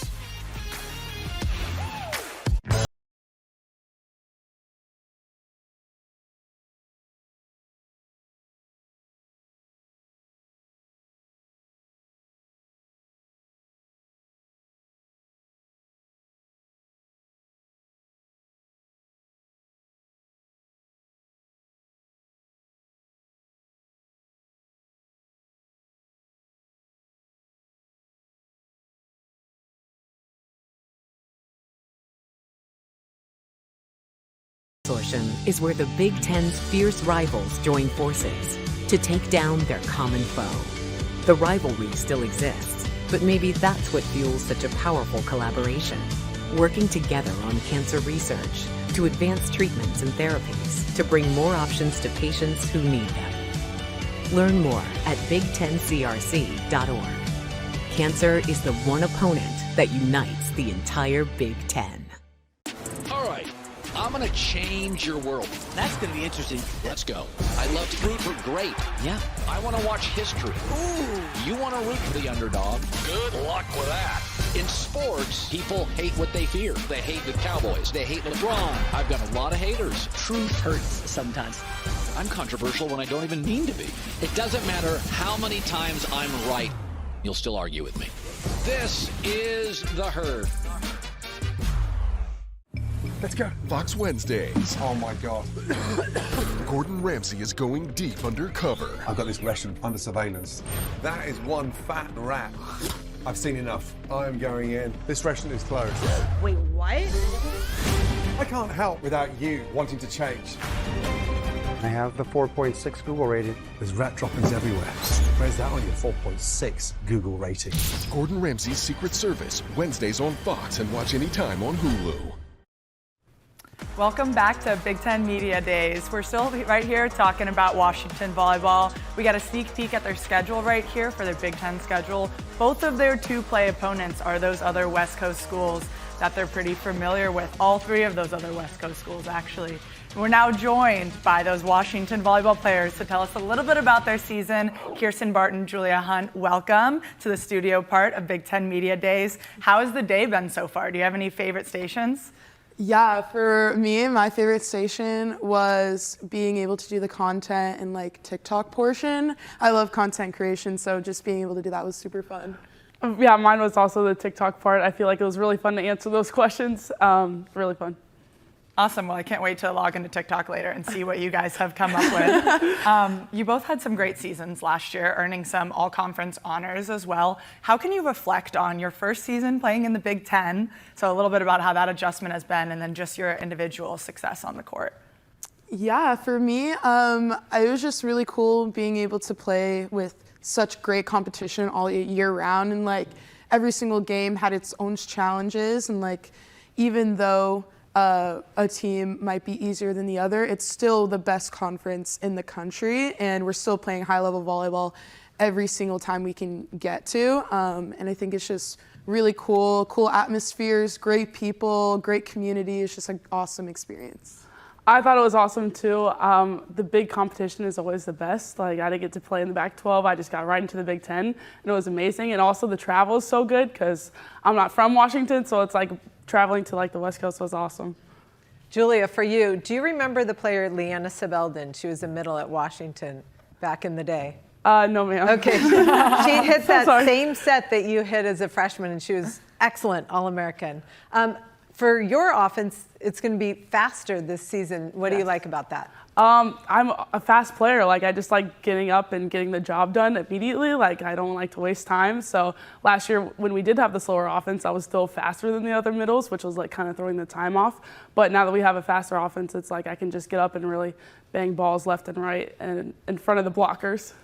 Kierstyn, for you, you battled some injuries last year, but came back strong. What have you been focused on this spring and summer leading up into this season? Yeah, just trying to focus on being able to play like a whole season without, getting injured, and like really working hard in the weight room and the training room and being super consistent with all of that stuff. And then also in practice, like really increasing my reps in serve receive and blocking. I really want to increase those areas of my game because they were lacking a bit. And serving, I really needed to improve that. So just getting to work on that all season or all spring season was just really good for me. What does the Washington volleyball culture look like? It's amazing. Like everybody's family there. I wanted a home away from home, and that's exactly what I get when I'm there. Even Tui, I call her like my second mom. Like she's just an amazing lady. She cares about you as a person outside the volleyball court and on the volleyball court. Same with the other coaches. Yeah, I would say the same exact thing. And like even as teammates, we're very close, and there's there's not a lot of us, or we don't have 20 to the team. So just being able to get to know one another on a deeper level helps us on the court, and we get to grow like beautiful relationships off the court as well. I think last year was the first time you sold out your whole arena for a match against Nebraska. Yes. And Washington has a great volleyball tradition, so that's a big deal. What did it feel like to play in front of that crowd? It was amazing. I loved seeing all the people's faces. Unfortunately, my family couldn't come, but it's like all the families that could come and to enjoy either the Huskies or Nebraska. It was like amazing to see all those people come together to watch one game. Yeah. Hall of Famer Krista is coming back to your Yes. program as an assistant coach. How excited are you guys to have her back in your gym, and what are you most looking forward to learning from her? I'm really excited to, have someone in my department of the game, being so so knowledgeable of it, and she motivates me every single day to want to come in the gym and work really hard and try my best. And I think as a coach, you need that aspect. Same, I'm absolutely thrilled. I love Krista. She gives a fiery personality, but she's also a softie on the inside. So it's even in camps, I was so excited to see her just coach the kids. And I was like, wow, I just can't wait for her to coach me the same way and push me to my limits. What does Washington volleyball like to do off the court? For me in the summer, I love going on the lake. Our school's right on the lake, so you could just walk there from the facilities, and just being able to, spend time with your teammates and water activities is really cool. I would say also in the summer, I like going in the lake. It's awesome to jump in the cut. And in the winter, exploring places when it's rainy, you can just go to a new cafe or go somewhere downtown. It's a big city, so it's awesome to explore. Yeah. Are there any matches that you guys have seen on your schedule this season? I know every single match, you probably take it one at a time, Yes. but are there any specific matchups that you're most looking forward to or places to travel? Yeah, I am really interested to travel to Maryland just because a lot of my family lives there, and just being able to see them at my games is really important for me. And also the atmosphere. I heard that Maryland is a cool place to play at, so just seeing that.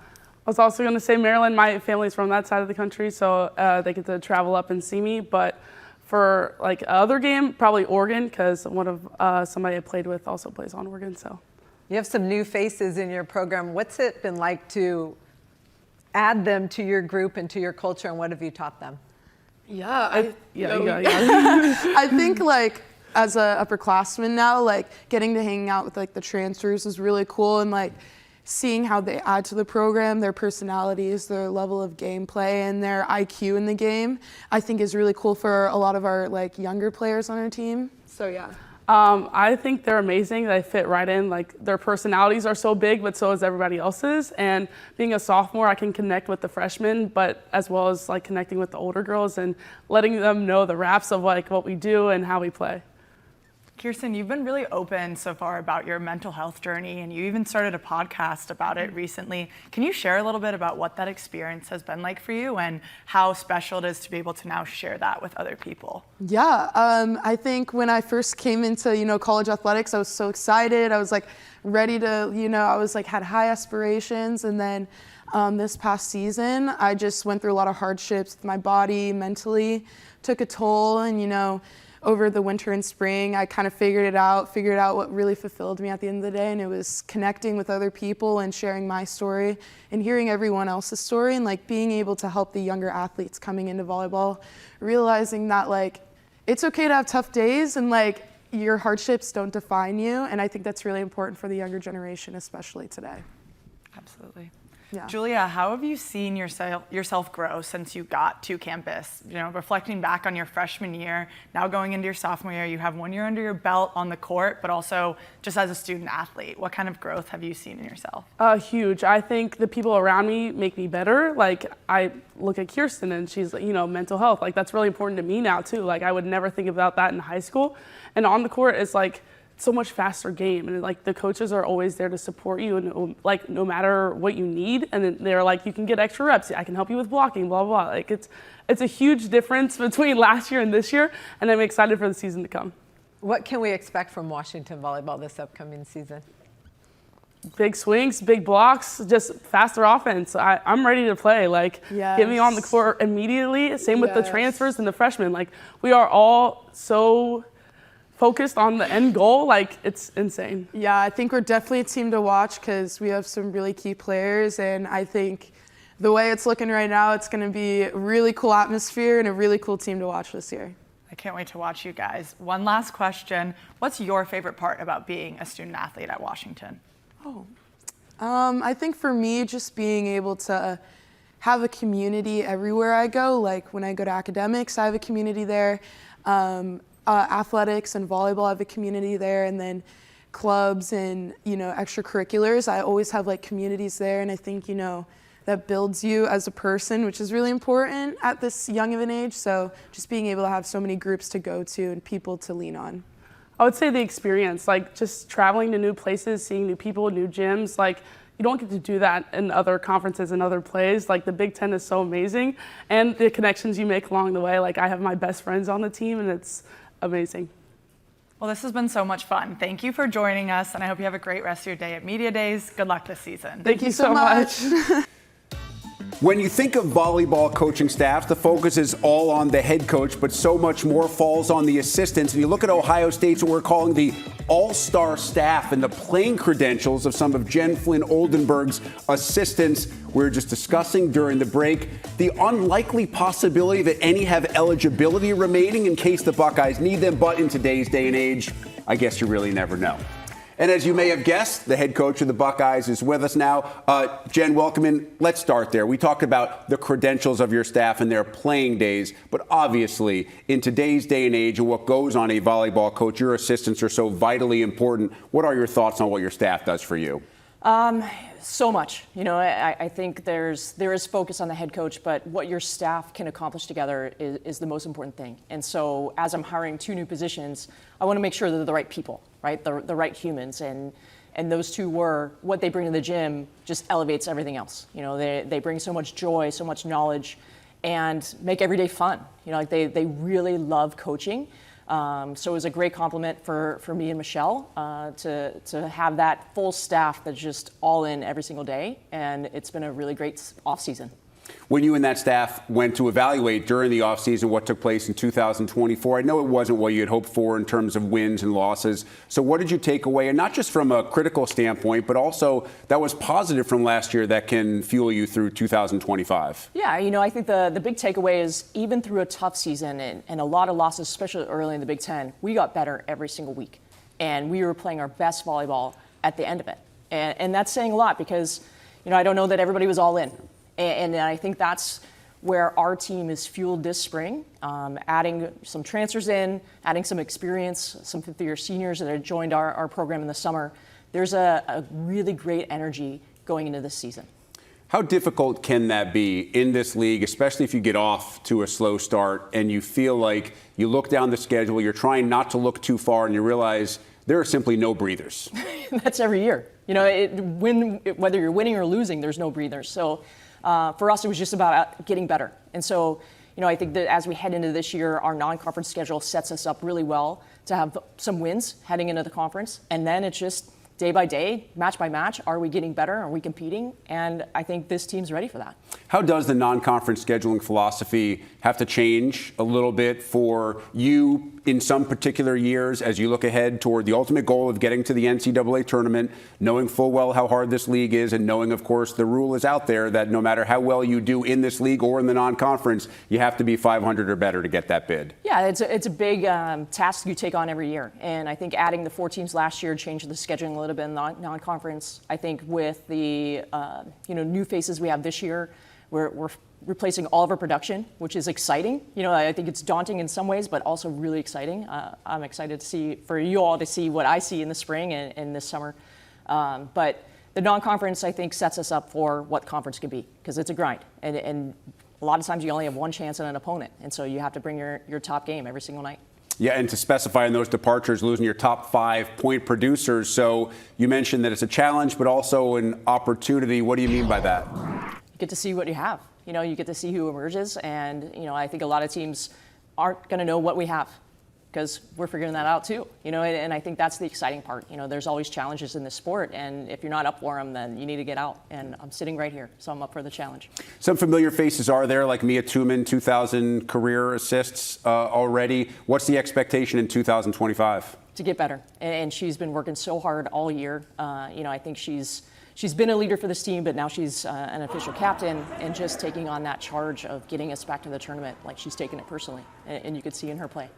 How do you kind of describe, and I'm not sure if you can put into words, the importance of a veteran at that specific position to get you to where you need to be in the course of almost every single play that takes place throughout the course of a match? Yeah, absolutely. I mean, experience helps in every position, but in the setting position, just understanding the game, the knowledge of your hitters, the opponents, what you need to do, game plan, I think that's a big one. And she's matured every single year, so I expect this to be a big year for Mia.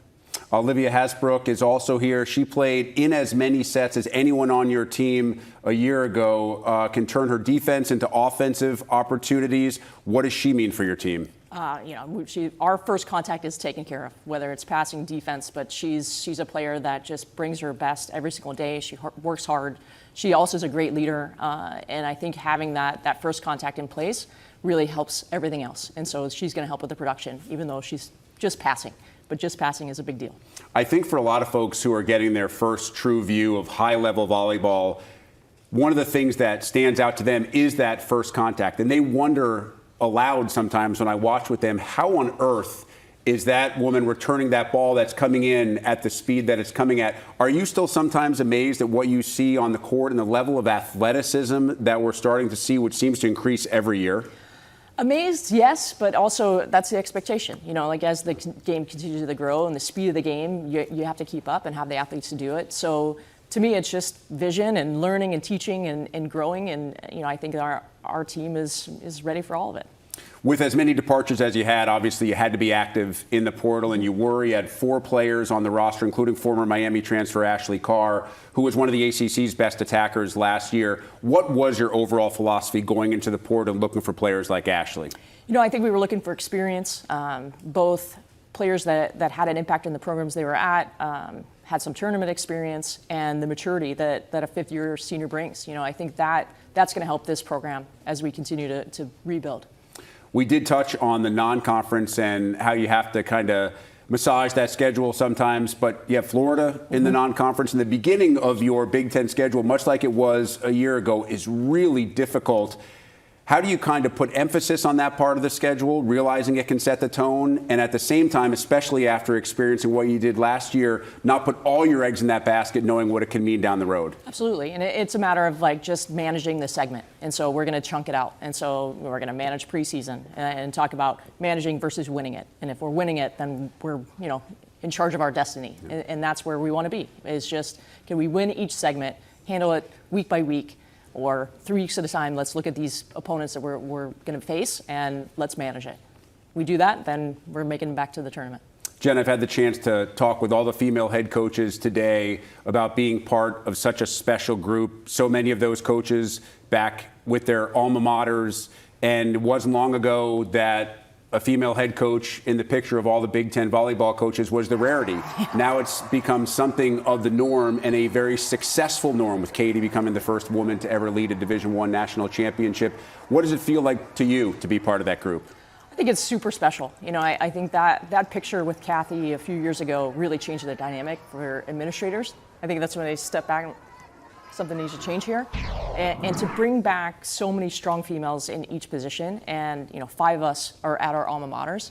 I think that's pretty special, and the pride that's there for each school, and just the responsibility and the gratefulness. I think I feel that every single day, and then it drives you a little bit more. You want your alma mater to be great. Well, let's finish there and with your team and what you define as success for the Buckeyes in 2025. We're going to make it back to the tournament. That's success. And our team is driven, our staff is driven, and everything that we're doing, our actions are going to meet that belief.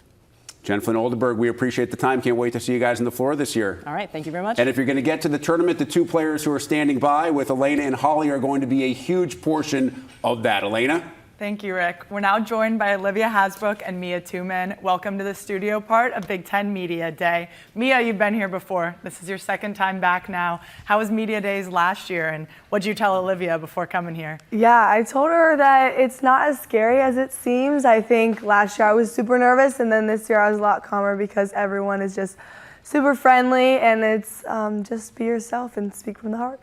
What does it mean to you two to be able to be here representing Ohio State volleyball? I think it's just such a cool opportunity, and Big Ten's only conference that does this for volleyball. So I think getting to represent something so big is just really cool to do, especially for school and with people that I love. Yeah, I love talking about Ohio State. It's one of the easiest things to do. I mean, so just to be here, to be able to represent Ohio State it's an honor, honestly. Olivia, your head coach just talked about first contact being taken care of with you on the court. What does that mean to you? For me, it means being calm, leading the back row, and I think our coaches have done an amazing job of trying to help me get that experience under my belt and stay calm under pressure. And I think for me, just taking control and doing what I know how to do best.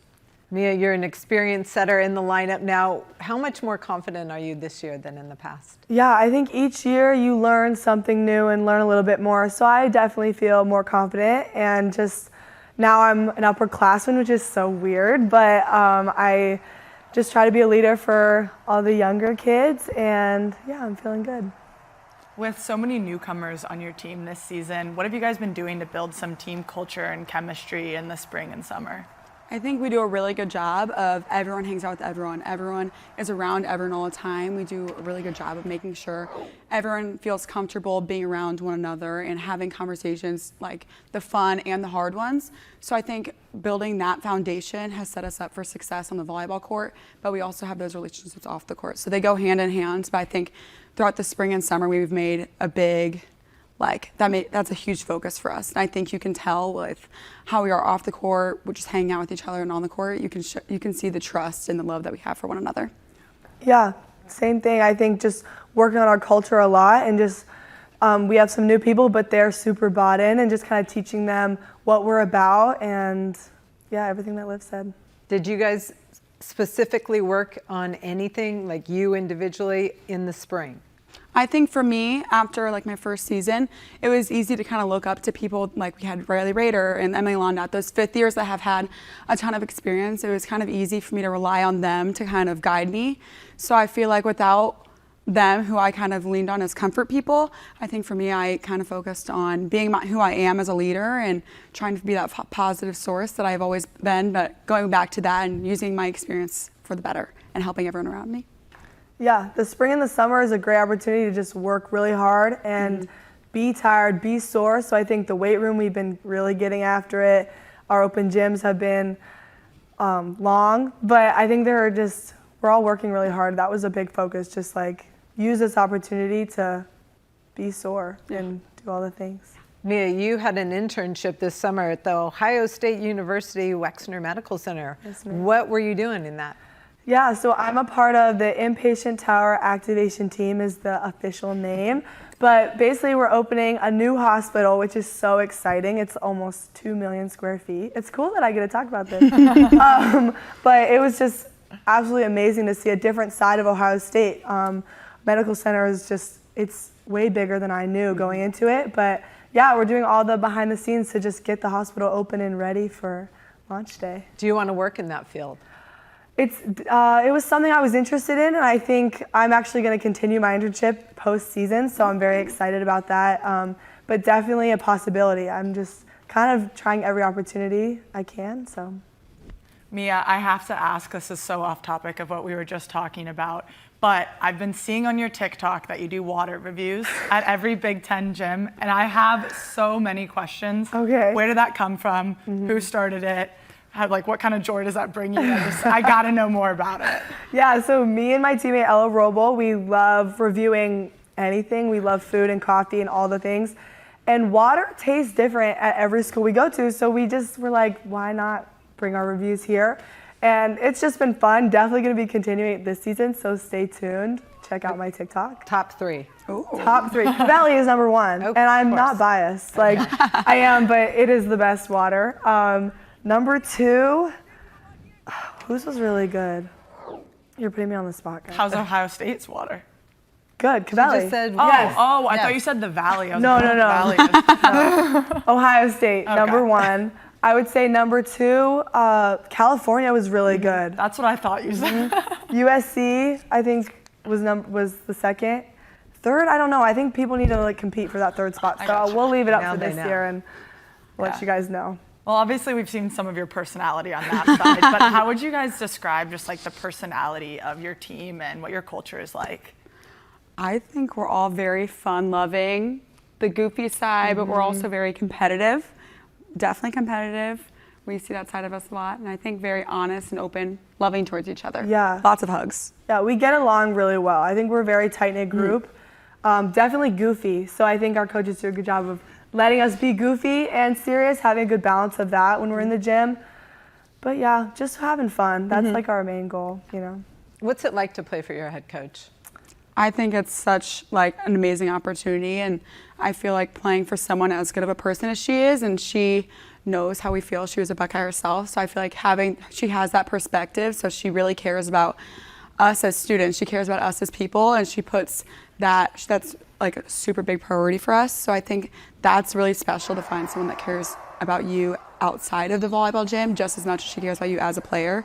And I think she really wants to just develop us as people and as athletes, and I think that's really special, and I love it. Like, I couldn't ask for anything better. Yeah, Liv nailed it. I think she's just the epitome of what Buckeye pride is about, and you don't really know it until you're in it, but like being a Buckeye is just, it's so special. And so since she was a Buckeye, she knows, and she lets us just love it there. So I know you come from a Michigan family. Have they got used to cheering for Ohio State, at least in one sport? Yeah, my family is my biggest fan. Like I know in my heart on my dad, but he just wants what's best for me. So I think he knows that this was the best place for me to be, and like I was meant to be a Buckeye. So he'll put on the red t-shirt and he'll show up, and he's happy to wear my number. So yeah, I'm grateful for that. Olivia, coming into the Big Ten last year as a freshman, getting that libero jersey, being able to step on the court, what was that experience like for you as a freshman, and what was that adjustment coming from, club volleyball to Big Ten volleyball play and playing defense against those attackers? I think it's a huge jump, and like my experiences in club and high school, they're amazing. I played at a really high level for both of them, but I feel like you could play at the highest level for any of that, and jumping into the Big Ten where you're playing all these amazing players, like nothing can prepare you for that. So I feel like for me, my first time playing, like having Emily Londot hit from 10 feet away from me, like straight down the line, I feel like that was the easiest way for me to get used to it. Having players around me all the time that were pushing me really hard and that were so good already, and like that just pushed me to get acclimated really quick. And then our coaches did a great job of coaching me and getting me prepared. But as far as the experience, it was such a fun experience. Like, I had no idea what to expect. I just went in with an open mind and was trying my best. And so this year I'm really excited to have that experience and kind of know what to expect. And I think it'll be more fun this year because I'm more prepared. Looking at your upcoming schedule, anything you're really excited about? A trip, a matchup? We get to go to Oregon and Washington for the first time. So we're really excited about that. It's obviously new, and I've never been there, so I'm excited to go to their gym and see what the energy is there for the first time. Me too. Like, I have never been to Oregon or Washington before, like for anything, so I'm super excited for that. We're going to Miami over Labor Day for a tournament. I think that'll be super fun too. Does your team have any like pillars or mottos that you guys repeat and say in your gym a lot? Yeah, right. It's been earn it. This summer has kind of been our thing. We want to earn everything that we get, and I think that's just been our mindset, is like the only way we're going to achieve what we want is through really hard work. And so earn it's kind of been our little saying. I think another one is like playing loose and free. We talk about that a lot. Like, we're at our best when we're playing loose and free. If we get tight, that's when we start getting timid, and that's not who we are as people. So I feel like JFO does a great job of reiterating that all the time. Like, play loose and free, because that's who we are as people. That's when we do our best. Your coach said getting back to the tournament was a goal. Is that something your team talks about, and is that your team goal as well? Yes, for sure. We talked about that, and we all want that. And like, we have this writing on our whiteboard right now, and it says, how bad do you want it? And it just says bad. Like, we all want this so much, and I think we work for that every single day. That's always in the back of our mind. We stay present, but that's always like the goal. We're always trying to better ourselves every day so that we can make it back there. Yeah, absolutely. I think we're really hungry this season, and we have really big goals for ourselves, and we're just going to take it week by week and attack it with that mindset. Yeah. When people think of Ohio State volleyball, what do you want them to think about? What are some first words that come to mind? I think like just real gritty. I think I don't know. I think a lot of people are going to count us out this season, but we are really hungry, and we've got some great new additions to the team, and I'm just really excited for everyone to see what's going to happen this year. I was going to say show up. Like this year, we're here, we're ready. We've been working super hard in the spring and summer, and we're going to show up to all these games, and we're going to show up and expect to win. Awesome. Well, I can't wait to watch you guys this season. Thank you so much. Thank you. Yeah, have a great rest of your day. Thank you. You guys too. Welcome back to our coverage of 2025 Big Ten Volleyball Media Days. You cannot start a conversation about this sport without discussing the historical success of UCLA. More than 1,400 wins in program history. That is the fourth most in all of Division I history. And this is coming off a year in which Alfee, Reft, and the Bruins played one of the country's hardest schedules in 2024. Coach Reft is with us. He knows there were 13 matches against AVC-ranked opponents a year ago. And I guess, Alfee, you know, heading into this year, nothing really changes when you get back into the Big Ten. The schedule will be just as difficult in 2025. Yeah, it sure is. We certainly took our lessons from last year, and we're really looking forward to the challenge of the Big Ten this year. Yeah, it doesn't change. The makeup only gets stronger. The teams are just as good this year, but I'm really excited about the product we're producing at UCLA. And we're excited to have you here. I know you had to miss last year's media days because you were coaching internationally. I know it's also part of the gig. What's the experience been like so far for you and your student athletes? Yeah, that experience was tremendous. You know, getting to work with our USA team and being at the Paris Olympics last year. Our program was tremendous through that run, I think. It certainly added a little more taxation on the athletes, having me away from the team for a little bit, but they were incredibly resilient through that. And so it's really nice to actually have my feet on the ground in Westwood through the summer, and getting to spend that time with the athletes has been such a like blessing, really. So how would you describe what kind of this spring and then summer has been like as you look to build that chemistry that you know you'll need through the run that is the league? Yeah, we brought in some new pieces. So the winter and our spring, you know, we have some new faces in the gym with a core group of athletes returning. And so it's been a lot of meshing and putting styles of volleyball together, as well as putting people together, really bridging, I think, a lot of personalities. And so it's been incredibly productive. We added a couple more in the spring, and now they're with us through summer. So the team's been training and just preparing for a big 2025. I'm sure you had some expectations about what maybe the most difficult aspects of the transition into the Big Ten would be, and there was so much talk about travel and obviously seeing new venues as well. When you look back at the first year in a new league overall, what stands out the most? Yeah, I think it's honestly the cumulative effect of everything. It's not just the travel and the teams are playing, but the environments. It's actually putting all that together and then having a plan to like rest, recover, to make sure that athletes can do that for the longevity of a season. So as we know, there's no nights off in the Big Ten, and it's being able to do that night one all the way to the end of November. And I think that consistency obviously was what you were seeking last year. You had some really nice moments, but after the second half of the year, weren't really able to string multiple match wins together. How do you go about making that a reality this year? Yeah, I think, you know, we're a year better as a staff, a year better as a team. So our systems have tightened up. I think we know the Big Ten. We know kind of the night in, night out for our athletes, what that entails. And so we've done a lot of prep work just to prepare our minds, prepare our bodies. The vision of the season is a little sharper this year, I'd say. And the vision is always different based on the roster that you have. Of your 18-player roster, 10 are newcomers. Yeah. I know that's exciting. It can also be challenging to build that kind of chemistry. Talk about how exciting and challenging it can be at the same time. Yeah, I think we lean on the former. You know, like the challenge is there, but we see that as an opportunity. And so we knew we needed some new pieces to already elevate, I thought, a core group we had that was really good. Yeah, I think it's, like I said earlier, getting these athletes to connect, to understand one another on more than just a face value level, really understand the personalities you're going into the trenches with. But that's such a fun process. Like, that's why we do this. And so it's been really fulfilling, I think. Pretty neat to see these athletes right off the bat jump right in under one vision of, like, we want to do something big this year. As you go into the transfer portal, we see a lot of intra-conference transfers these days, and you're the beneficiary of one of those as Lola Schumacher comes over from Wisconsin after an all Big Ten freshman year. What was appealing about her skill set, and how do you anticipate her fitting into the strategy that you have? Yeah, Lola's a bulldog. You know, she's proven that she's done it in this conference with the best of them.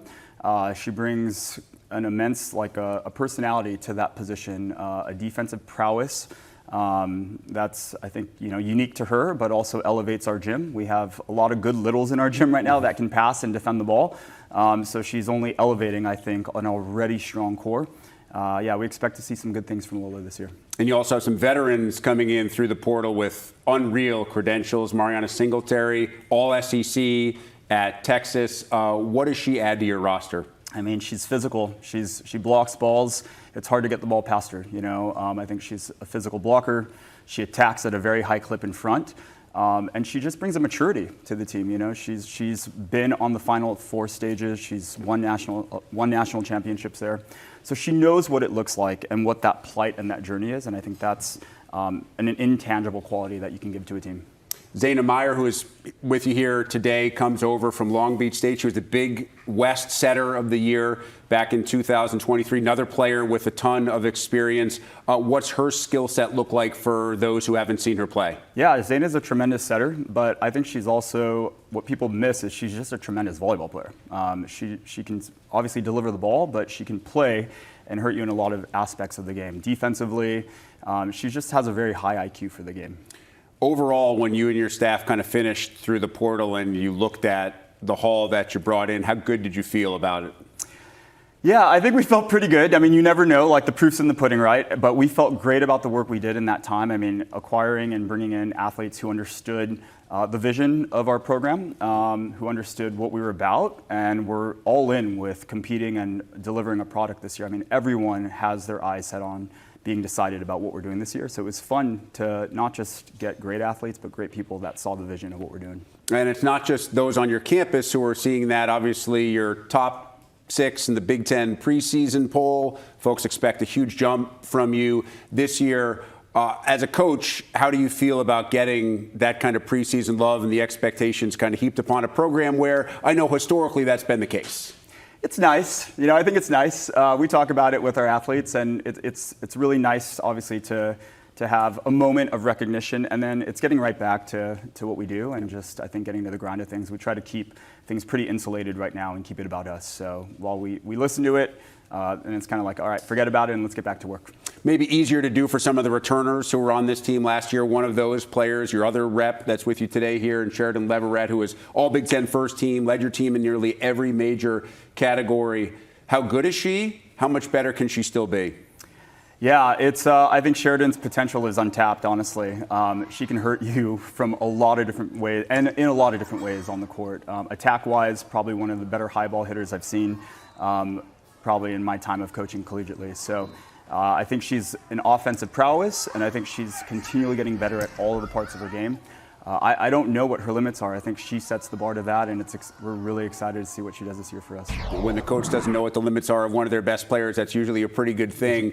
What other returners coming back to your team from last year's roster do you envision having a bigger role, or maybe being able to take that next step and bring their game to a new level? Yeah, I think we have Kiki Horn, who was an outside for us last year and should find some significant time at one of the pins, we think. She did a nice job for us in her freshman campaign, and so we're looking forward to her being a little better in her second year.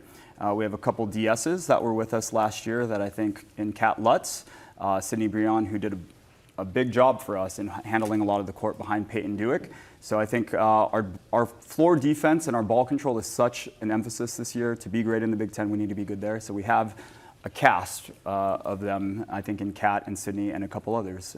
Brooklyn Briscoe is a redshirt junior middle, and she is going to be battling for a spot. We have 2 very good middles in Fekron Kong and Mariana Singletary, and I don't count Brooklyn Briscoe out because she is that good.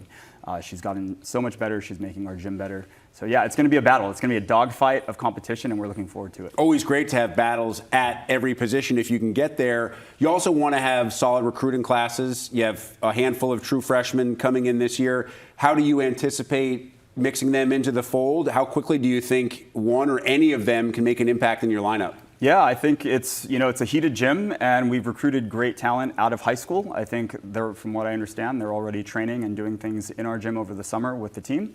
So I think that integration process has begun. I think when we get into training camp, the first couple of weeks it's going to be a dogfight, and people are going to battle for spots. I think our freshmen can play volleyball. They've done it at the highest levels in the junior level.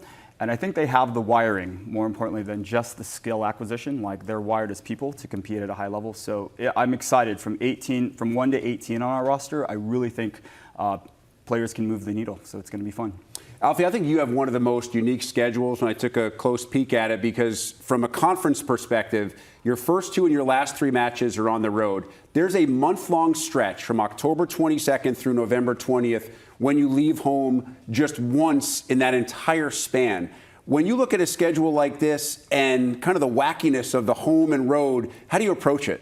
Yeah, I think every year we're always excited to see like what that equation is, and believe me, I'm really excited about that month stretch where we're in Westwood. And of course, the challenge of getting on the road, I think, early and late in the year, like it's going to be a nice kind of comparison to like where we are and how we handle big environments on the road at the beginning of the season of Big Ten and at the end. So I think like anything, we're going to take it a week at a time and just keep growing through the year. But I'm excited about our schedule this year. I think it works in our favor, relatively.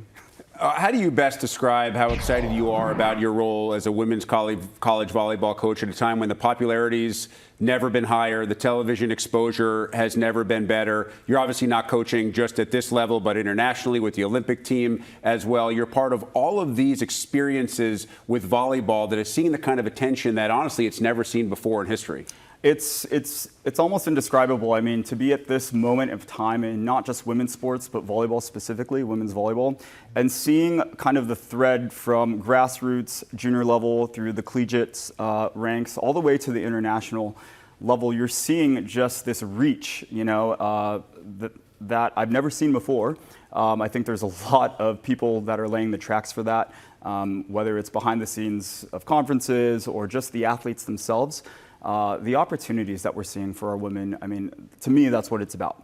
Obviously, we want to all hoist championships up. We want to be winning at the highest level. And I think really what women are giving to this space and the communities that they're involved with, it's powerful and impactful. And so it's really cool to see at every level. And exciting as a whole. What excites you the most about UCLA volleyball in 2025? It's time for evolution, and we're constantly evolving. I think this is a group that's dedicated to a vision. They're decided on what they want to do this year. I'm thrilled to go through all of the ups and the challenges with our team, because every season has it. But I think we have the right people in the right seats and the right minds to do it. And I'm just so excited for our team to get to experience that together. All right, well, let's get to meet 2 of those people a little bit better as your 2 UCLA player reps are standing by with Elena and Holly. Thanks so much, Rick. We're so excited to be joined now by Cheridyn Leverette and Zayna Meyer. Welcome to the Big Ten studios. Cheridyn, I got to ask you first. You played in the Big Ten for your first season last year. What was that experience like, being in the competition of the Big Ten? Oh, where do I even start? I think the Big Ten is such just a storied conference, and it's something that you dream about doing since being a youth athlete. And I think getting a chance to do that in some of these crazy environments, just so much fun and a dream come true. Zayna, for you, you were not in the Big Ten last year. This is an opportunity to compete at the highest level. What are you most excited about? I'm really excited that every weekend, every match is a battle. Like, there's not one team that you can count out in the Big Ten. And for us to show out and just compete with every single one of them. What's it like playing for Alfee Reft? Oh man, Alfee, I have so much trust in him as a coach. He knows what it takes to win at the highest level. He's done it at the highest level. And I think, we just have so much fun on and off the court. He reminds us why we love the game every day. How has it been adjusting for you, Zayna? It's been great. I think definitely coming in as a transfer, it's a little bit different because you're learning a new system, but I really appreciate how much Alfee loves the game of volleyball and just wants to pass on that love and that knowledge to us. And even more than that, I really love that he hears about the person outside of the gym a lot more than the person in the gym, and that's something that's been very evident in the past 7 months being here, and it's what I appreciate a lot about him. There's a lot of experience and talent on your roster this season, but also a lot of newcomers, Zayna yourself included, to this UCLA program. What's it been like so far, just bringing that group together in the spring and summer, and what's the vibe like in the gym? Mm-hmm. Yeah, I mean, I think we have so many unique personalities, and I think that what we have right now is becoming, we're filling in all the gaps to make the perfect puzzle, and I think I'm so excited to just capitalize on all the different personalities we have in our gym and just excited to see how we mesh together and work together. Agreed. I think having such a diverse background from so many different schools and even just places like the Midwest, and she's from Atlanta as well, I think it's really cool to come together and learn from each other because obviously Lolo's at Wisconsin and Mari's at Texas and PK was at Louisville, and they've just had such high level experiences in the big screen and on the big stage. So being able to learn from them and learn what it takes to be great has been something that I really appreciate. Cheridyn, for you, I read that your mom challenged you to be better. Does she do that in your everyday life, and what did that look like last year? Yeah, I think I just kind of had a conversation with her where I just wasn't satisfied with how I felt on the court, and so I think just talking to her about like, am I really giving everything that I have back to the game right now? It's given so much to me, and I think that was just like where the switch flipped, and it was just such a good reminder of why I play the game. And yeah, I really refer to that conversation a lot, even in just like everyday life, but definitely on the court. Zayna, as a setter, joining a team with so much talent and so many weapons, Cheridyn obviously standing right next to you, being one of them, what's it like for you to be able to build those connections, and what's kind of your approach to building that chemistry with all of your attackers on and off the court? For sure. It's amazing, honestly. Like, I'm so grateful to be here, having so many big guns. Like, there's truly not a person that you're scared to set on the court. Like, everyone can just put the ball away. And I think learning that at this level and having so many players that are very physical, it's a lot about getting them a ball that they can have range on, rather than at Long Beach we ran like a little bit of a faster offense, and so it was a lot of just like shooting the ball, and here it's like you try to give them time and space because they are so physical and they're just up there and can beat the block. Cheridyn, I read that you really looked up to Mac May. She was one of those players who continued to get better every year. Alfee Reft said, your talent is untapped, unlimited. How does that make you feel stepping onto the court this season? Man, that's an honor to hear him say, honestly. I think I'm just glad to see that my hard work is not going unnoticed, truly. And yeah, Mac May is one of those players that has a super well-rounded game, and that's what I'm working towards every day. Zayna, I read that you started watching a little bit more international volleyball during your first season at Long Beach State.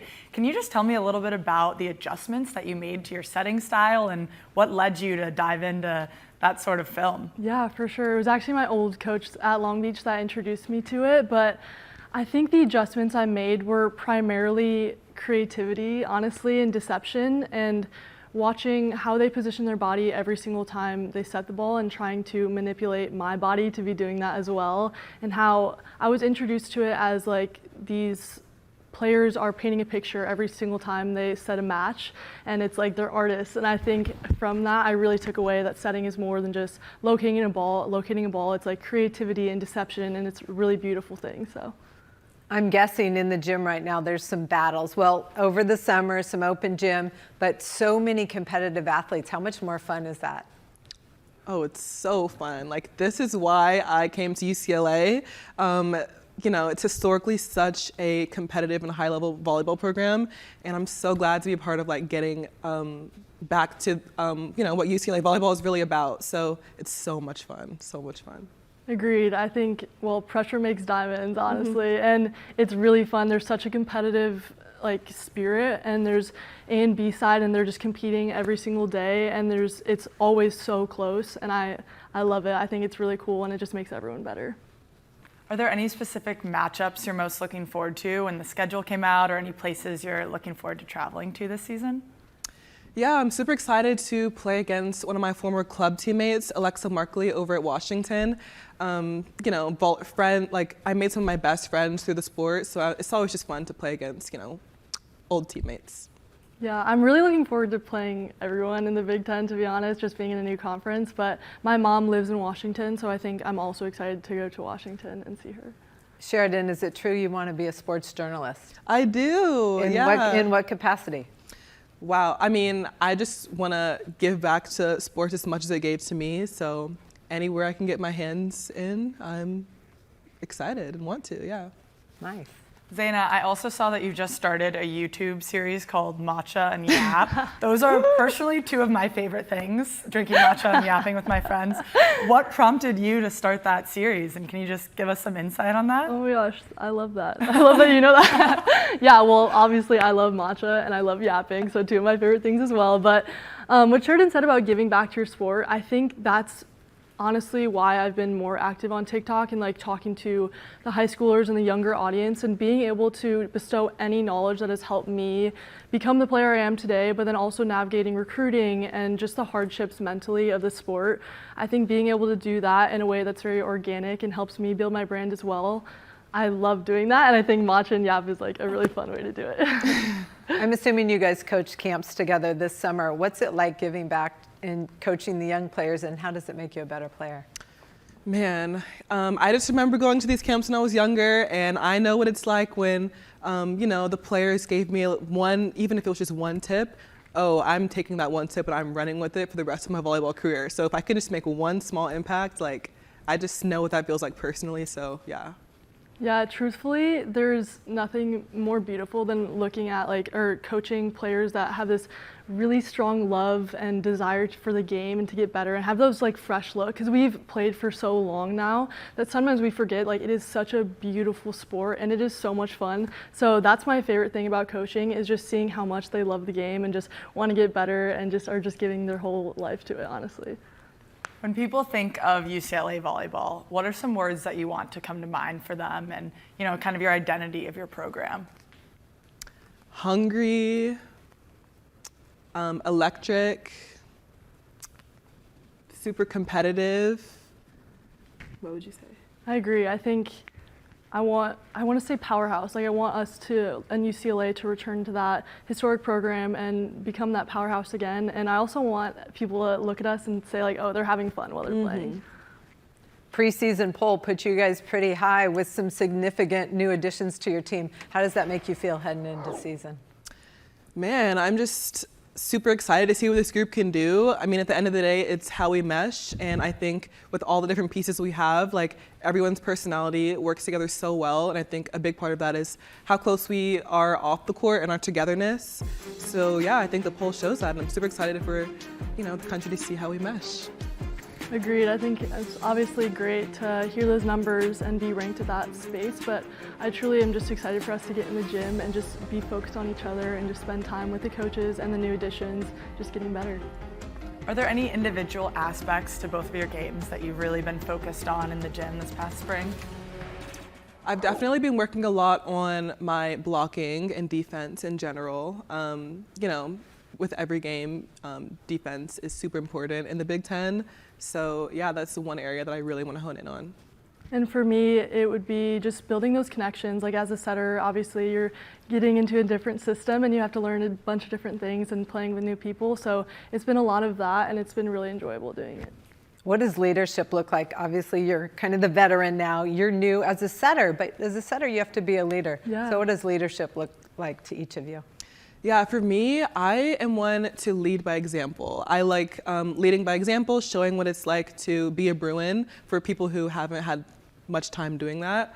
And I also like to keep things simple. I think, things are going to chaotic during the season, and I think if you can just have one thing you can connect to, one thing to simplify everything down to, I always admire that in leaders. So. Yeah, and it's been a little bit different because at Long Beach, I was the captain. I was there for a while, obviously, and I think stepping into a different role, being at UCLA, a lot of it has been getting to know the people around me and learning what makes them tick and how to lead them. I think that's been the most important part of this spring. And going into season, I'm just excited. I feel like I get more fiery on the court. I just want to just get into it and just talk to people. So that's probably what will end up happening. Well, thank you both so much for chatting with us today, and good luck this season. Thank you so much. Thank you. Colyer, get used to that swing, Badger fans. Badger fans are going to fall in love with Evie Colyer. West out of the back row, too hot to handle. Her bringer goes behind her head to boot for the vicious swing.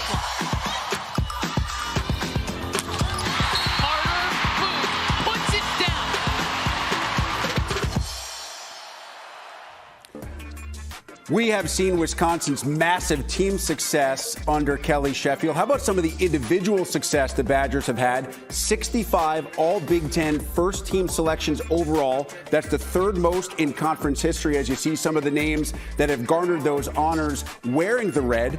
Mimi Colyer joins this list and joins Wisconsin after her terrific career at Oregon heading into 2025. And we are joined now by the head coach of the Badgers, Kelly Sheffield, 7 consecutive Elite Eights, and perhaps most impressively, 10 top 3 conference finishes in the last 12 years, and by far the deepest and strongest conference in college volleyball. Kelly, welcome in. As always, great to see you. It's great to be here. Appreciate everything that you guys are doing. First of all, I'd like to say hi to a little girl, Georgia, and one of the most resilient people that I know. But thank you for having me. Georgia, thank you for watching as well. Kelly, when you look back to 2024, I know the goal of Wisconsin is always to be the one team left standing at the end of the year. What was your overall takeaway?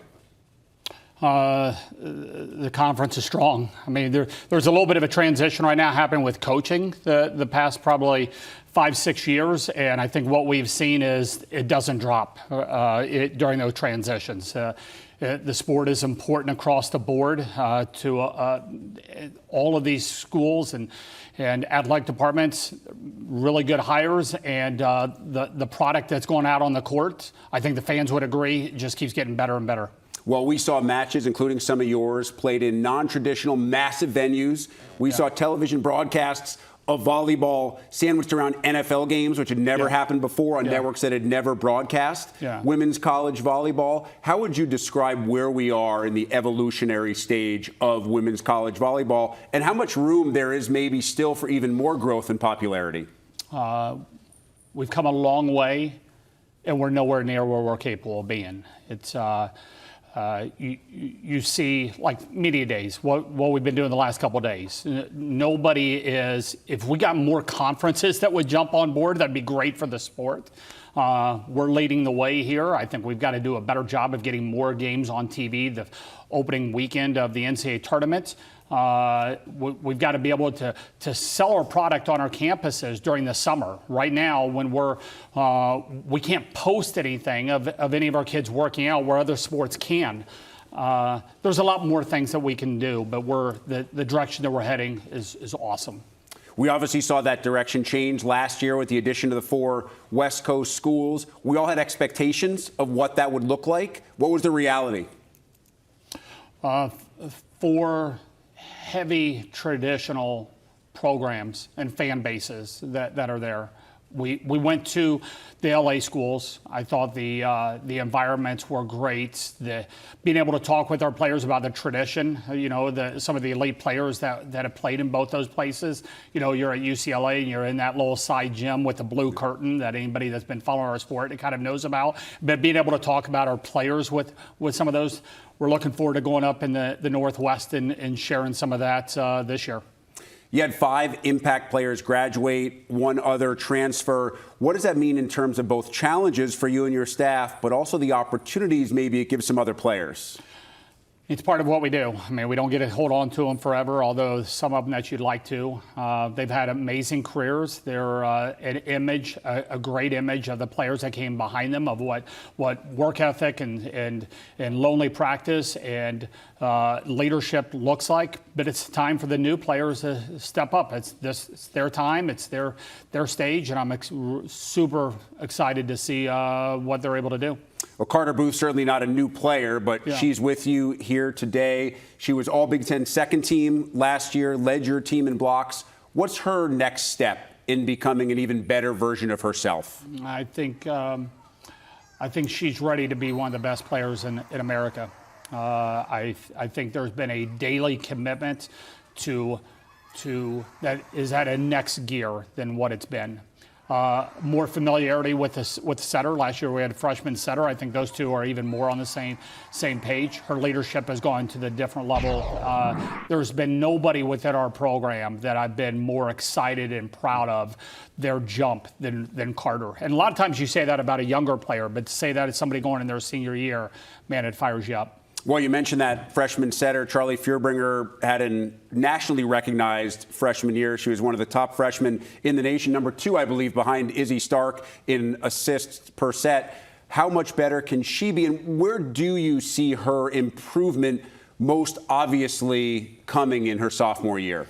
It was baptism by fire. I think she started right before the season. She didn't have, she wasn't somebody that graduated a semester early. Sometimes that can really help with the freshman setters. I think she just got more and more comfortable as the season went on. You've got to be comfortable in your own skin and being able to run, communicate to people that are 5-6 years older than you, in some cases 5 years older, but I see her being a lot more comfortable going into year 2. In addition to your returners and 5 incoming freshmen, you have the transfers that you got through the portal, the most notable being Mimi Colyer, who comes from Oregon, an All-American career with the Ducks. How important was that signing for you? We celebrated like crazy that day. I mean, that was a fun office. We've gone against her. The type of how she not only performs, but you can tell when you're watching her that she loves to play the game. You can see fierce competitiveness, but you can also see somebody that has a love of playing. After getting on the phone with her, you could tell right away we were on the same page. Talking to Matt Ulmer, who coached her for the previous few years, had nothing but great things to say. And then we saw that in the spring when we got to work with her. Just a fantastic human she is. Like Mimi, your 4 other transfers have a ton of combined match experience. Yeah. How much was that part of your overall philosophy when you guys went into the portal to fill those holes? Yeah. I mean, it was important. I think we want to balance young and old. We graduated a lot of players, a lot of elite players. If you want to keep the standard high, you've got to. I think there could be a mix today of being able to bring in some transfers with the younger players. But Grace Egan, Grace Lopez, Allie Andrew. I mean, those are some really Jada Chernelia coming in here. Feels like I'm missing somebody here that I'm going to hear about it a little bit later. But we're excited about the people that we've got coming in. I want to talk about your non-conference. It's a topic you and I have discussed in the past. You just mentioned Matt Ulmer. He's part of your non-conference. It includes Kansas, Texas, Marquette, and Florida. I know you want to play the best. You've told me that before. I'm more curious as to how important you think it is that these kind of matches stay in place early in the season, regardless of teams trying to worry about where they're going to be in the 500 mark, be eligible for NCAAs to continue this popularity rise we've seen with the sport. It's what players want to be a part of. It's what fans want to watch. Elite teams playing against each other. In some of our venues, ours is one of them. Purdue, we were in Mackey this past year. I know them and IU are getting outside of their smaller gyms. And what Nebraska's certainly been a leader of is we're playing in front of sold-out fans night after night. So can we get in some of these venues to get more fans in there to see it in person? Coaches have responded to it. Administrations have gotten behind it, and it's been great for our sport. Yeah, I know Dave Shondell was giving Steve Aird a ton of credit for being willing to give up a game in Bloomington to play it in Gainbridge to give more people a chance to see it. Yeah. But it's obviously great to play in your home gym as well. You have one particular home match this year. It's against Nebraska, and it happens to be on Halloween night inside the Fieldhouse. It's being called Fieldhouse After Dark that night. I know you're not worried about that match right now, but when you start to think about environments like that on a night like that in Madison, how excited does that make you and the players? The dungeon will be spooky, I guess. It'll be... You knew I was going to ask that question, didn't you? You knew that was coming. No, I didn't. But I can roll here with you. Okay. I can roll. Halloween night, I think in Madison, there's a great tradition. We haven't played a whole lot of Halloween nights in there, but it's too bad that we only play each other once this year. I think we've had some great matches, although maybe a little less great from our side the last couple of years. But the level of competition has been really, really high, and I'm sure you'll see some nice costumes probably in the old field house that evening. Yeah, I'm guessing you probably put your money on that Obviously, it won't be John on the sidelines as he steps away after his legendary career. He coached so many classic matches against John. Guys know each other very well. Your thoughts on his retirement and the career he had?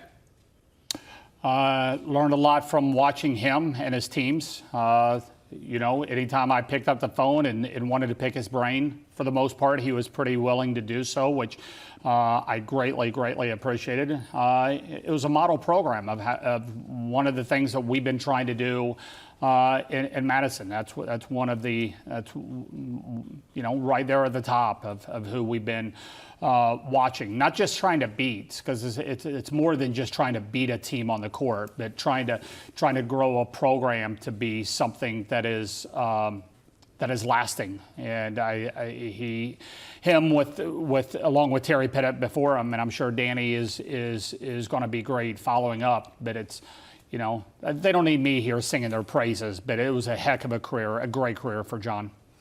Kelly, I know there are probably different reasons that you get fired up for each season. When you start to think about what 2025 holds for you and you look at the roster and this mix of players, what excites you the most? There's nothing like day one being in the gym. There's nothing like it. So we start practice here in a couple days and getting in there and starting to mesh. Players that have been around as long as Carter and some newer, younger talent. And getting in there on court, off court, having almost a full month this year before even classes start. That's a really big deal in building a team, especially a team that is so many new pieces. So what am I looking forward to? Day one, absolutely. I know this is an environment in which we get to learn about the players. We get to be a little bit looser. At what point do you start working on the Kelly Sheffield game face to get it in the spot that you want it to be when match one opens up? It doesn't take much work. I'd guess. I will tell you this. I see one of our great players over there, Devin Robinson, who I think was with us for 8 or 9 seasons. So being able to go into a year without her, that's got to be painful right here. So sorry, Dev. As I said, we can be a little bit looser during Big Ten Volleyball Media Days, learning about Coach Sheffield a little bit more, the Wisconsin program, and now we get to learn about some of your players. Obviously, Coach set the bar pretty high right now for this conversation. Elena, Holly? Thanks, Rick. I'm confident this group is going to do just fine. Carter Booth, Mimi Colyer, welcome to Big Ten Media Days, the studio segment. Thank you. Obviously, we just heard your coach talking about that big group of veterans that have graduated from last season. Carter, you're a veteran returning to this team. Mimi, you're new to the Wisconsin volleyball program, but not to NCAA volleyball. What type of leadership roles have you guys taken on in this past spring and summer? I think for me, the leadership has come from, bringing that sort of wisdom of the past, being the bridge, the link between our past teams and all these new girls that we've just gotten, and just sort of being that guiding light for people and leading by example. Yeah, I think, I've been in college now for a couple of years. We've got a lot of new girls, a lot of new faces, and I think just helping them get their footing with being a college athlete, being, a college volleyball player, there's a lot that goes into it. So just kind of showing the leadership in that way. Mimi, your first year last year in the Big Ten. What made you want to come to Wisconsin? Wisconsin is such a fun place to play. I played there twice in my career prior to coming here, and I think I went into the recruiting process knowing that I really liked Madison as a city. I loved playing the field house. I was a competitor. They were cheering against me. I thought how fun would it be if they were cheering for me. I got on the phone with Kelly and, we vibed. It was a good conversation. It was a right fit. I really enjoyed it.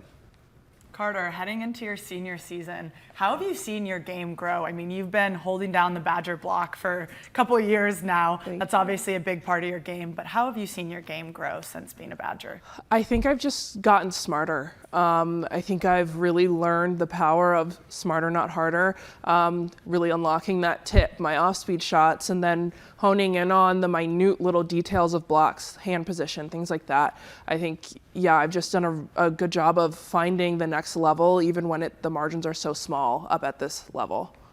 Speaking of that, you and Charlie Furbringer on that gap ball last season, it was magic. Fun to watch. What have you worked on in the off season? In the off season, I've worked on my footwork, my transition, just a lot of focusing on me to make her job as easy as possible. If I can get consistent and do the same exact footwork in the same spot every single time, then it's going to be really easy to find me, which is ultimately the goal. I mean, I want to get set as much as possible, and I think everyone else can agree. So, yeah.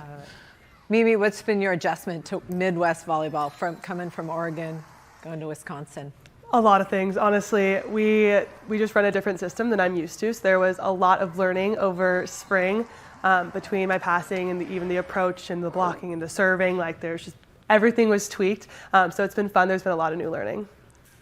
Mimi, since coming to Wisconsin and joining this program, what's the best thing that you've learned about what it means to be part of Wisconsin volleyball, and just what have you learned about yourself, your teammates, and this program? One of the things I was most excited about coming to Wisconsin is just the culture and the history behind the program. You say Wisconsin volleyball, and there's meaning behind that, and people know what you're talking about, and there's just a lot of history there. So I'm really excited to be a part of this program.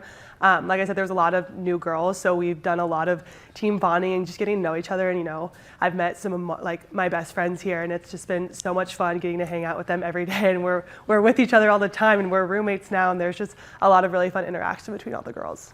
Carter, we talked about kind of next chapter, graduating those 5 players. How have you helped integrate all these new players into the mix in Wisconsin?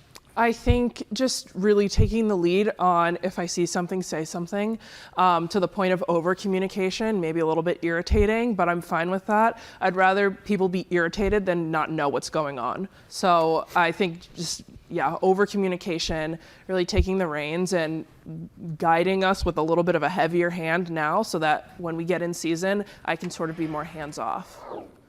The atmosphere in the field house is absolutely incredible. Your fans pack it and they're waiting for hours for the doors to open. Carter, you've played there a couple of years now, so I'd love to hear what that atmosphere is like for you. And then Mimi, you've played there as an opponent. Yes. Now you get to have them cheering for you. So I'd just love to hear both of your individual experiences.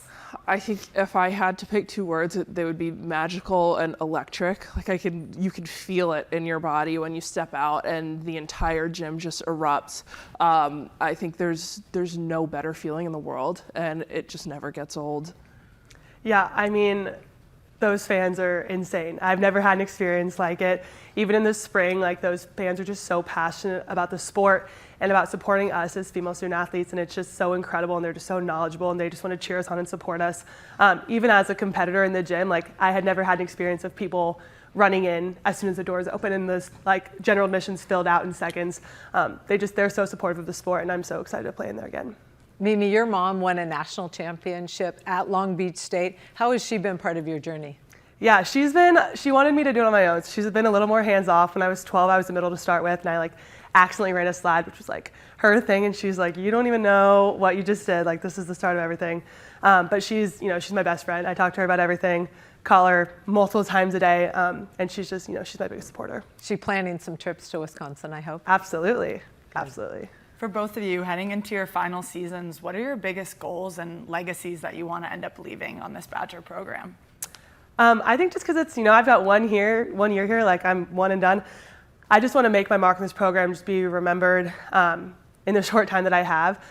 Go out with a bang. It's senior year. Let's win a Big Ten. Let's win a national championship. Let's do all the things. Yeah, I think I second that. I think it's leaving that legacy of she went out with a bang, went out at the top of her game. I think the first team All-American, the first team All-Big Ten, the Big Ten championship, the national champ, all those things. I think it's a long ticket, but I'm excited to see what we can cross off. Looking at the upcoming schedule, any particular road trips or matchups you're looking forward to? We were just talking about the Seattle trip. Yes. Because there's a Din Tai Fung in Seattle. Oh, yes, and it's my birthday. And it's her birthday. Yeah. Okay. But obviously the match as well. That's the main focus. But definitely looking forward to Din Tai Fung. Yeah. With so many newcomers on your team, obviously you're building that chemistry on the court. But what have you guys been doing off the court together as a team this past spring and summer to build that culture? We've done lots of pool days, lots of lake days. It's been nice in Madison. We did axe throwing. How was that? It was great until an axe came out one of our faces and then we had to stop. But we're very safe in the name of safety. We did self-defense. I think we want to go to a shooting range soon. Kelly? Question mark? Allowed? I don't know, but we'll see. What's it like playing for Kelly Sheffield? It's an experience like no other. I think he's just he's the funniest guy. And you would never expect that, looking at him. And I think he really knows how to balance out being a dry wit goofball and then cracking down on you and being okay, you got to get it together. Yeah. So especially coming in, our first meeting, I was just talking to Carter about this. We're sitting in the team room and I was what am I doing sitting next to Carter Booth? I'd been here for 2 days. It was awkward. And then Kelly walks in and Kelly starts talking. I was oh my gosh, Kelly's talking to me. I've only ever seen him obviously as a competitor and he's just staring at you across the net and it's super, super scary looking bald guy. And then he comes in and he's does this goofy laugh and he's just a Midwestern dad. It's just not what you would think. But no, he's awesome. I heard he's also been adding the word slay to his vocabulary. Stop. Don't encourage him. It's slay. He added queen. Riz as well. He said Riz the other day. What did he say? Bussing? He said bussing. He said great time to be bussing and Riz. Yeah. Kelly. Someone's feeding that to him. Yeah. It's his daughters. Yeah. Oh, okay. His children. TikTok. Right, one last kind of thing to end on. When people think of Wisconsin volleyball this year, this team, what do you want them to think about? I want them to think of a story of just being resilient and really adapting to change and, rising to the occasion.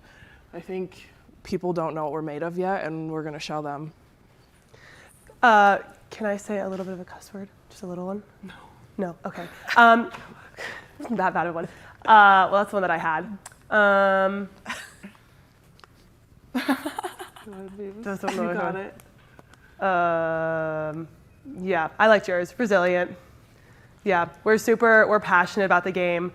We all really enjoy being in there every day. You go in the gym at any point and there's always someone doing extra reps. And I'm just really excited for all that to come through during season. Awesome. Well, we can't wait to watch you guys on the court. Good luck this season. Thank you. Our focus now turns to Michigan volleyball, and perhaps the best news for Erin Virtue when you start to look at some of the stat leaders from last season. So many of these players back in Ann Arbor for the 2025 season. Allison Jacobs coming off an absolutely phenomenal year. Maddi Cochran, same could be said about her as well. When you start to think about what Michigan did in 2024 with much of this roster back, increasing its year-to-year win total by 11 games. That was the largest such improvement in nearly 3 decades for the Maize and Blue. All these numbers making our next guest, Erin Virtue, very happy. Erin, welcome in, because I know we missed you last year when you were somewhat busy with other volleyball responsibilities during the summer. Yes, I'm so happy to be here. I mean, being at the Olympics is a nice second, maybe, to being at Volleyball Media Day. We appreciate the fib. Thank you very much. Yeah, but you mentioned some great returners. We are, especially in the ball control spaces with passing and setting. I mean, that just allows you to do so much. And having good returners is always a nice kind of compliment to the program. Before we dive too deep into your roster, I do want to talk about a second straight international trip for you and one for your team this summer. You got to go to Europe, obviously Team Bond, but also find out exactly what that international flavor of volleyball is like. Tell us a little bit more about the trip. Yeah, so not only do you have the trip, but you have 10 days of training leading up to that. So we spread that over 2 weeks. We were allowed to bring our transfers, incoming freshmen. So you have training and then implementing new systems in, but you also have that togetherness for 2 weeks and then 2 weeks on the road and experiencing new things. And with that team is just, it's a perfect way to kind of catapult into this season. As we show some pictures from the social media sites, what were some of the favorite locations and things to do for both the players and the staff? Yeah, off the court, so we went to Italy and we went to Greece. I think if you ask the players, we finished on a boat in Greece. You can't really get much better than that, I think, but to a couple different of the little Greek islands and the island where the pistachio is like the most amazing thing. And so thing about a boat with a team is they don't wander off. They're together, they're getting to know one another, they're experiencing new things. So that had to be a favorite. You know, I noticed a trend with all these European trips. Everybody's going to places like Greece, Italy, and Croatia. And I don't think there's a big question as to why. Yeah, beautiful places, you know, and especially Italy, you have such an array of really good volleyball. I mean, they just won the VNL, they won the Olympics. I mean, they crushed USA in the Olympics in the last, so they have volleyball in every city, and it's a great place to really challenge our team. And so we wanted to spend the bulk of our time there, played 3 matches there.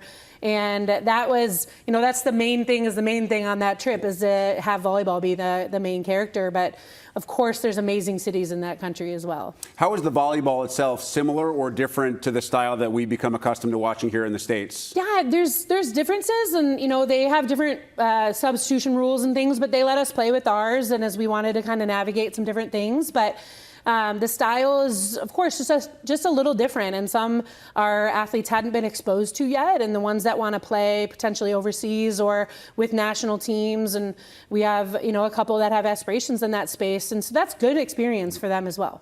As you look back at your team in last season, what a terrific start, 12-1 in your first 13. It's never easy to continue that kind of run when you get into Big Ten play and you have to play against the teams in the locations that you have to go to on the back half of your schedule. Still, what were the biggest positives that you took away from last year? So, I mean, last year, especially early, we were tested in a lot of different ways. You know, we were, as you are early, every team is trying to kind of fine tune what is the best personnel that you want on the court. But we had a lot of different opportunity to do that with new players, a lot of new freshmen last year that we had to implement. We had 6 new ones. This year we'll have 5 with transfers and freshmen. But I think you're always trying to explore a lot in those early games. And not only what's the best complement of players on the court, but then how do they compete? So you want adversity early, but you obviously want to win every match. And, you know, we set up a nice schedule to have a good resume to play in December and for the selection committee. But you want to have that, but you also want to have adversity. You want to play in good arenas with good crowds and good competition, some back-to-back, some where you have a day between. So you're ready for the gauntlet that is the Big Ten. How much more difficult has that become in deciding on how exactly you want to schedule the non-conference?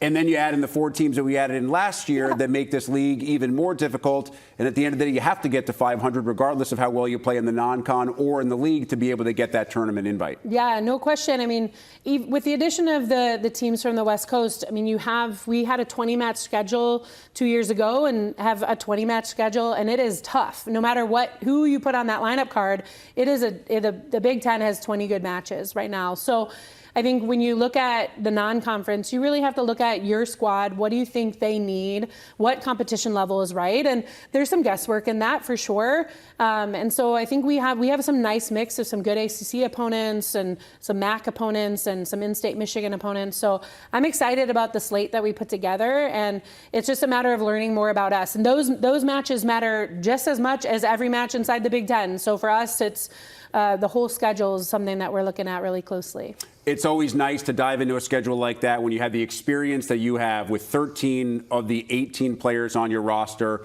returning. What does that allow you to do as a staff in comparison to other years where you have more change? Yeah, I think it allows you to just step into things faster. You have less onboarding and less, of your systems and your techniques and things. You have now a veteran player in a position teaching a younger or a transfer of, okay, this is what we do without a system blocking and in system. And, they do a lot of that work. Our players, they take a lot of pride in doing that work over the summer with each other. We're not coaching them in the summer months. I mean, we got to obviously go to Europe and coach them there, but in this last 3-4 weeks, that's going to be things that they work on their own. And so we'll see this coming weekend when we start training of how fast can we go. And the faster we can get going, the more that we're going to come to a cohesive unit faster. One of those returners is one of the best in the Big Ten. Allison Jacobs coming off an all Big Ten first team season in the outside. What makes her so special? Yeah, I mean, Allison has to be, one of the best outsides that has come through Michigan. But certainly as honored last season and then going into this season as preseason all Big Ten, one of the best outsides in the country. And her most elite skill is her reception game. That is something that, I think as someone that has coached beyond college, that part of the game is just to have a really quality passing outside is critical for a team to be really, really successful. But Allison does a lot of things well. She's a good blocker, a good server, good passer, good attacker, and somebody that has a lot of tools to her game. And I think one of the best things about her actually is just the joy that she plays with and the leading that she does with our team. That's interesting to me as someone who's coached players at that next level. Is that the biggest difference between being a really good outside and being a great outside? Yeah, no question about it. I mean, there's a lot of really good outsides that can kill the ball and kill the ball at a really high level in a lot of different systems, in and out. But when I look at the best players across the world, I mean, look at Brazil has a passing outside that's just one of the highest level. You can see Italy has 2 of them. And so I think that's a space where you see those people doing that. And USA is certainly testing out some young ones that, Sarah Franklin was a really good passer for the Big Ten, one of the best in the conference last year as a Big Ten player, and held her own in the next level. And I think largely because she could terminate, but also she could receive at a nice level. Maddi Cochran is also here. Started all 31 matches for you a year ago. At that position specifically, to be running the things that you have to be able to run, get everybody in position and get things started, Yep. What does that allow you to do? Oh yeah, Maddi stepped into the bro role for us, and we never turned back. She had a great spring leading up to last year's fall season, and just was super steady for us throughout the entire year, and has been since then. And as somebody that, with her and the complement of Allison, any third receiver in that space, those two are handling a lot of things. And Maddi's super calm on defense, and she takes care of plays that, if someone's watching may seem easy, but they're not easy. There are things that just calm our chaos down when the long rally's going on and Maddi's setting an out-of-system ball or an easy ball or a free ball comes over from the opponent. We know she's going to take care of things. In addition to the 2 players who are with you here today, what other returners do you look at and think to yourself, not only could they be impact players for us, even if they have been in the past, but can maybe take their game to a next level in 2025? Well, certainly notable is Serena Niambio. She's somebody that has started for us the last 2 seasons. And she's been typically a middle that's been really, really good for us in front of the setter, and now has been dominant even behind the setter. Her game across the net as an offensive player is somebody that is just what you want in a middle. You want them to be able to attack from lots of spaces. Her, along with our new blocking coach, Bjarna Hus, he came from Long Beach State and had a great career there as a player. But they're working a lot on some different elements to her blocking game, and that's been really fun to see her as a senior, and still really excited about learning more about her position that she wanted to be a good blocker, but now she has this hunger, and I think something that's just going to take her to the next level in that space. And Serena, I believe, was with us here a year ago as one of your player reps. It was great to get to meet her a little bit in 2024. You do have 5 newcomers in between a small transfer class and freshmen. How do you integrate newcomers when you have so much experience and so many players who are so comfortable with each other? Yeah, part of that is, having them come early and having them join us with our international either training or the trip. We have one player that wasn't able to do that. She's coming from Turkey this week and just will join us for practice, but she was training with the U21 team there. But part of that is we look at our position groups. We have nice depth in every single position. And as new people come in, it's really spread out across positions. So it's really a divide and conquer to help onboard them, and in a space like you have Maddi Cochran, who she can help Hannah Brady, a new freshman libero that can learn the ways to go. And if Hannah has a question of how to navigate practice and what that looks like, I hope she looks to Maddi or to Carly or to Trixie, some people that have kind of gone through that. And then we have great leaders on our team. So I really look to the athletes like we're not in it alone. I have an amazing staff. I have an amazing team and a group of leaders on the team that we all tackle that together. You have road trips to both Nebraska and Wisconsin within the first 4 games of your conference schedule. I know they're just 2 matches, but how much can matches like that, win or lose, based on what you see from your team, kind of set the tone for what the remainder of the conference year can be? Yeah, I mean, two great opponents. I mean, no question. They're at the top of the preseason polls for a reason, and I think those are teams that are returning a lot of players. So in some ways, we'll get a great scouting report on those. They're great environments for our team to play in. Our team, at least this group right now, they get really excited about playing in any of the venues that we go to. But really, we're just one match at a time. So, we'll focus on Nebraska, and then when it's time to focus on Wisconsin, we'll get there and we'll study them and have a good report. But this group is going to tackle every single battle that we have. I do want to talk about one specific game, more environment and atmosphere than opposition, because it's Penn State in Ann Arbor on Halloween night. It's one of the biggest volleyball nights in the Big Ten in the country this year, with almost everybody playing marquee opponents on that evening. Early thoughts on what that environment in Ann Arbor could be like? Oh, it'll be fun. We also have a football game that weekend, and so everyone's going to be in Ann Arbor that weekend's game, and so I think just the atmosphere is going to be fun. Obviously, Penn State coming off the great season that they had, and they had a Michigan alum playing for them, Jess Merzick. So I think there's just a lot of excitement around the match. We love playing on BTN, so I'm glad that they're airing that one. But the fans will get ready for that match, and we'll be ready on the volleyball court as well. Erin, you're a group of female coaches now inside the Big Ten that basically make up half the league, a lot coaching at their alma mater. There's been a lot of talk this week, and I think one of the common and wonderful themes to hear is how empowered some of the student athletes feel by their female head coaches. We saw Katie last year become the first woman to ever win a Division I national championship. For you, how significant is it to be part of that group? Oh, it's amazing. Just looking around at our dinner where all the teams got together last night, just the number of women coaching in this league, and in my opinion, and I think many's opinion, the best league in the country. But it's cool to see so many women, and I'm really proud to be part of that as a player in the Big Ten, and my sister played in the Big Ten, and just for us to be able to go and kind of blaze that trail and have that, and it's super cool to have had Katie be the first and hopefully not the last. Let's close here then. In addition to that, for you, what's the most exciting part of coaching women's volleyball right now at the University of Michigan?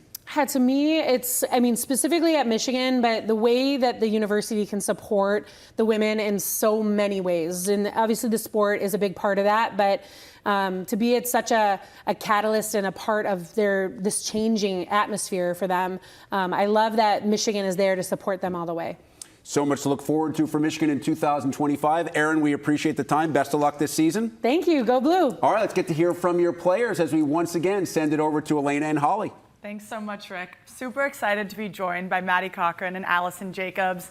Allison, your third time at Media Days. You're a pro at this by now. But I'd love to hear from both of you guys. What does it mean for you to be here representing Michigan volleyball on this stage? I think it means so much, not only on this stage, but just anywhere we go. We always say that, we carry the block M on our chest, and, holding ourselves to that standard every day, means so much. And I think we're both so grateful for that. Yeah, it's a privilege to not only represent such an incredible university, but also all the girls that are on our team back home. Really excited to get after it this season, and Maddi made a good point. It kind of feels real right now, season's just now starting, and we're excited to be here. You guys are both grad students. How does that give you a different perspective looking at about to play your last season? You got it. Yeah. Okay. Yeah. I think having experience is a huge thing, and also kind of what Erin talked about, being able to integrate these freshmen and people that are new coming into here is a really good experience. And I think we're so grateful that we can show them the ropes and be kind of those people that are been here and been experienced through so many things. Yeah, for me, it feels like the big things are just a little smaller, and I can carry a sense of calmness in a really chaotic moment because I've been there before, and help maybe younger players that will blow that moment up really big, like playing at Nebraska, opening Big Ten on a Wednesday. That's intimidating, but it's more exciting for me because I've been there. I'm excited to ball out with my teammates, and I can take people along with me when I do that. Allison, you've had a long career, and you have had your fair share of trials throughout it. After redshirting 2 seasons ago due to injury, you really put the conference on notice last year, earning first team All Big Ten. What did it take for you, both mentally and physically, to get back to the point where you're at now and perform at such a high level? Yeah, I think the biggest thing was just being supported by my teammates and the staff that relentlessly not only supported the decision to get the surgery, but also the rehab back. They allowed me to take my time and really heal. And then when I was back, my teammates are so supportive and just creating an environment where everybody's really able to be their authentic selves. And it's so easy to step in and be myself around these beautiful women. And it's just an honor to play alongside them. And I have so much joy for the sport. And so that joy just keeps my fire alive all the time. Maddi, what do you love about anchoring the defense in the backcourt? Yeah, it's huge. I mean, I love being able to get those balls that everyone thinks are going down. And just when you do that and you hear the crowd and then also you get the support from your teammates, I think that ultimately is why I do what I do. And, you know, putting my body on the floor so that my teammates have the opportunity to like continue that play is the reason why like I enjoy doing what I do. How did you guys spend the summer? Oh, well, we were in Italy and Greece. Yeah. With our team. That. It was incredible. We had a foreign trip, so we got 10 special days to train together with the coaches, which was an amazing time to integrate some new faces and put some work in, keep working on our systems. And then we went to Italy for like 8 days and Greece for the following 6 and spent so much time together. Yeah. And then the last day we got to go on a yacht. So that was so fun, just being able to spend that whole entire day together. And then we also went to like Pistachio Island. That was so cool, just to try all these new foods and just, you know, having this new experience with all our teammates. And super cool. In July, we've been working hard together on practices and lifts, and now we feel ready for August. That sounds like an amazing way to spend your that summer, was great. especially as a team. Yeah. For both of you, heading into your final seasons, how do you want to be remembered by your teammates, coaches, and everyone around you at Michigan once you do end your playing career at Michigan? Yeah, we have a phrase that says, leave Michigan better than you found it. And it's ringing a lot louder, I think, in our heads as we enter our last season. I just feel such a responsibility, but also a lot of gratitude for being part of Erin's first kind of launch. I just think that her and Michigan volleyball is in for so much success and growth, and to be the first group of leaders and players to be a part of that is such an honor. I agree with everything Allison said, but also I want my teammates and coaches to know, like, I put everything on the floor, and at the end of the day, it's not just about me, it's about the whole team, and that's what matters at the end of the day. Tell us what it's like playing for Erin Virtue. Oh my gosh. Yeah. Playing for Erin is great. I think we keep talking about her positive attitude and the trust that she builds with each and every one of us individually. And that just shows Erin as a person and just the privilege that we get to play under such a great coach. Erin brings a lot of consistency into the gym, and so you know what you're going to get every day. You know she's going to put everything into the practice plan and create a lot of opportunities for us to grow in a fail-safe environment. And I think that's just something that we should never take for granted because it is such a rare thing. Maddi, your journey since your freshman year to where you're at now, you've grown so much. What has it taken for you to earn that libero jersey, and what does it mean to you to, kind of hold down that backcourt? Yeah, it's such a privilege, and I think what's really helped me to get to this spot is just the great people that I played under, like Hannah Grant. She's been like a great leader for me, and that I think has helped me see what it means to be a libero, what it means to have that jersey, and just how you should hold yourself, how you should be in contact with your teammates and grow those relationships. So I think it means the world to me, but then also I do want to give my gratitude to people before me. What can we expect out of Michigan volleyball this year? When we see you guys take the court, what can fans expect to see? Yeah, I think we're going to shock a lot of people. It doesn't go past us that we were ranked 10th in the preseason poll. We're really excited to prove people wrong because we have so much experience and grit and joy to bring to the court. And we just worked camps recently, and we have so many fans and girls that are inspired, and just to be part of the community and then also surprise the volleyball community and play some great volleyball. How does coaching help you as a player? Coaching at camps. Coaching at camps, yeah. You got it. Okay, yeah. I think it's such a cool challenge to, a lot of the times I have to experience something in order to be able to realize what I'm doing and then articulate it. So it just challenges me as a learner in order to then teach someone else, because a lot of what we feel is through experience and we don't even realize that we're doing it. And so it's challenging as a learner and then also as a teacher. It's a really cool opportunity. I I think also teaching someone is the best way to become like a master of something. So I think that also helps. But then also, I feel like camp is about just giving back to those girls because at the end of the day, they're coming to the camp because they look up to us. So being able to, be like an inspiration to them is like a really great thing. Looking at your upcoming schedule, are there any road trips or matchups you're looking forward to? Yeah, I have played in Seattle and in Eugene, and I just think those are really cool, special places to not only play in, but also I'm excited for my team who hasn't been there yet to see it because it's a really cool spot. Yeah, I'm also excited to go to Oregon. That's going to be a really fun one, and then we'll see former teammate Val too. So that'll be exciting. Are there any aspects of your game that you guys have both been working on specifically in the spring and summer? Mm-hmm. Yeah, there's a ton. Yeah, there's like a ton. I'm really excited. I've been connecting a lot with my setters, and all of our outsides have been working a lot on our back row attacks and just opening a lot of creativity in the backcourt and working on our footwork in the front just to allow us to be more adaptable hitters and not have to be in this black and white, set goes here, feet go here. It's a fluid game, so we've been working on that, and I'm really excited about it. Yeah. We also have like a little bit different of a serve-receive system, but maybe we won't give that out.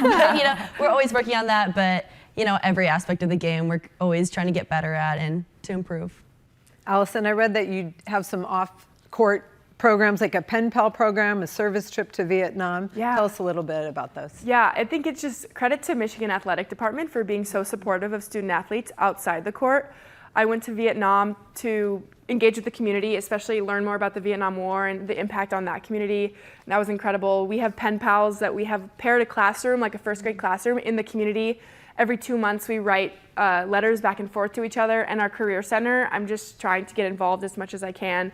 We're all really involved, and realizing that we're bigger than our sport and there is life outside of volleyball, the Michigan Athletic Department is so supportive, and it's a blessing. Yeah. Our team also really likes to volunteer at Mott's Children's Hospital. So we'll like go in there and then we'll go to each of the rooms to like different kids and just talk to them, talk to their families, just spend time with them and getting to know them. Amazing. Yeah. All right, one last question. What makes this Michigan volleyball squad so special, this specific team? Oh, that's a good question.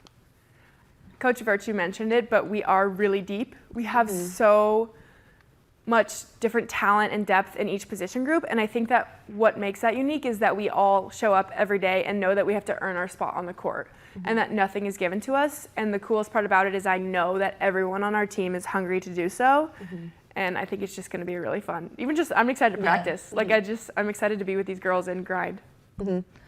I would literally second everything that she said. And then also I think this group of girls is so closely knit. And I think that this Europe trip really helped us get to that point. And I think that a team that's closer plays better together. So I'm excited to show that. Well, thank you both so much, and good luck this season. Thank you. Our coverage of 2025 Big Ten Volleyball Media Days continues as we welcome in the third first-year head coach and the final coach through Media Days to the studio. Trent Kierstyn joins Oregon after a remarkably successful run. He is 92-40 in his 5 years as head coach, including a 45-12 mark the last 2 years at Loyola Marymount. And he joins us now. Trent, first and foremost, welcome into the league and welcome to your first Big Ten Volleyball Media Days. Thank you. Thanks for having us. It's always been something to look forward to from the outside looking in of all these posts, and now I get to be a part of it, and it's so exciting just to be a part of this conference and how this conference treats volleyball. And I know that once you get into the fold in Eugene and you're part of this coaching staff and this athletic department, you get some of the best team-issued gear maybe anywhere at all times, and you got sweet kicks, you have it all going on already. Yeah, we might have a pretty good relationship with Nike. Maybe, Eugene. I don't know why. Yeah. So, we're showing the duck shoes right now. Oh, sweet, yeah. So thanks to our equipment guy, Donovan, for helping me out with those. But again, I came to Oregon because I thought we could develop athletes faster and at a higher level. And so super excited to leverage all of the technology, all of the things that we can use to help people discover their best. Never easy to be a first-year head coach at any school, certainly remarkably difficult inside the best conference in volleyball in the country. I know Brad Keller, who told me he coached you, said he would share some advice with you on what the first year is like but only if you promise not to use it against him when you play USC. I'm guessing you're going to pass on that deal. Yeah. I think, gosh, how cool is it to have relationships? Like, I got to play for Brad, and he's at SC now, and I've been such a fan of his since playing for him, and wish him nothing but the best. Unless we're on the other side of the net, then we're going to compete and we're going to get after it, and he wouldn't want it any other way. Who have you leaned into or spoken to about a little bit of advice in taking this job in this league? Yeah, I think there's a lot of people that have kind of, dripped down on how they've impacted me throughout my career. Starting with playing for, Al Skates. Al Skates won 19 national championships. That guy knows something about competing and taught me a lot. I got to play for him for a year, and then I got to play for John Spraw, who's now the president and CEO of USA Volleyball. And so he was also the men's national team coach for the last 3 quads. And he's probably been the most impactful person in my coaching and my philosophies and things like that. But like you said, I have people in this conference like Brad who've been a huge help throughout my career. Keegan Cook has been unbelievable, such a great human, such a great friend. And so, I'm really lucky to have people around that have been so supportive. What's life like been for you, both from a coaching perspective and from a personal and family perspective once you took this job? Because I know these first couple of months are usually the most insane of a coach's career. Yeah. Wow. So moving a family from LA, I think the biggest change is like having a yard. Like I got two daughters, they're 1 and 3, and so having a yard was a really big deal, and I didn't even realize it because you're living in SoCal, you got this little patch of grass, and but you have the beach, right? And so that's great. But then having a yard where you got swings and a place that has just been unbelievable to see my kids grow up and get comfortable in Eugene, and the Eugene community has been so great to us so far, and so looking forward to packing Matthew Knight a little bit. But what was the first part? Well, what's been the biggest focus from the coaching perspective? Yeah, the coaching perspective. If there's been a bigger rebuild, you'll have to let me know. We have 15. Probably not in this league. Yeah. We have 15 new players and 1 returner. And so how do we combine and how do we collaborate and how do we figure out how to bring out each other's best is going to be a big mission. Before all that's happened, it's putting these guys together. Yeah. How do we put a talented group together that can compete in this conference? And we've got all reaches of the world that are going to be on our roster, and I'm super excited. We have youthful talent. We've got veterans and Sophia Myers. We've got a bunch of different places in between, and I'm interested to see how that all combines. I know very few coaches, not just this year, but maybe in the history of the sport, have had to deal with the kind of roster turnover that you're dealing with this year. I know it's challenging. I know it's probably exciting in other aspects of it. What do you think the biggest challenge will be in fitting in that much new talent and that many personalities into one room and one rotation? Yeah, I think the concept of, kind of a rolling culture onboarding. Like we've got people that showed up June 22nd to campus and started working out. We've got people showing up July 31st, and so you don't have this like clear cut start to, okay, here's how we're going to build our culture. It's kind of been, okay, how are we going to onboard people at certain and different points as they arrive to Eugene. So that's been a cool opportunity to figure out how to organize that. But I think, yes, we've had a lot of change. What a cool opportunity for everyone to have a blank slate. And I think the concept of, what if this could be my best season that I've had so far? What if I'm a freshman and can come have an impact in the Big Ten? And so unleashing kind of the possibilities of that, but then, backing it up with even if we have a bad game, even if we hit a bump in the road, we're going to show up on Mondays and we're going to be ready to train. For those who maybe didn't see your teams play at your previous 2 stops, how would you give kind of an overarching description of what your coaching style is and how your teams are playing when they're playing their best? Yeah, I think for each other would be like the global scale. Like you're going to see us celebrate each other. You're going to see us celebrate with our bench. I think that's a big deal to my teams in the past. I think, we've been super fast offensively at LMU. And I think we're probably one of the fastest teams in the country last year. And so are we fast? I don't know yet. Like I think it's going to be a collaboration and figuring out how do we bring out everyone's best. Maybe we want to get to that point, but maybe it doesn't happen until Halloween. you know, and we've got to help people and we've got to figure out how to win in the meantime. Were you able to be fast right off the bat at LMU, or did that take some time? It took some time. I think you can talk to some of the players that have played there. I think everyone was like pretty against it at first, and then, you know, we just hosted a bunch of them at our camps this summer in Eugene, and, you know, it's their favorite thing. It's all they want to do now is just play that fast. Well, Sophia was obviously with you, part of that group at LMU, and she's here today as one of your player reps. How does she get the most out of her position despite maybe not being one of the most physically imposing players at her spot? Yeah, I think the phrase "even if" is what I think of when I think of Sophia Meyer. So even if something happens, I'm going to figure out how to show up and work really hard the next day. Even if I have a great game, I'm going to show up and I'm going to train. Even if it's not so good and I need to learn, like, I think she just has such an incredible job of just being resilient in tough moments and showing up when her team needs her the most. I know you have one other player in Marley Arrington who made the move with you from LMU. Valentina Valette comes over from Michigan. Obviously had a really solid year last year, has a killer serve as well. What will those two players provide? Yeah, I think Marley brings an elite arm for sure, and she's learning how to become a better and better blocker. I think Valentina, gosh, she plays the whole game so well. I'm so excited to see her impact, and she was, I think, second team All Big Ten last season, and so excited to see what she brings to our team this year and the impact that she'll have. Your other player rep with us today, Orion Dror, libero, who redshirted during her lone season at Tennessee, but also has trained with the NTDP.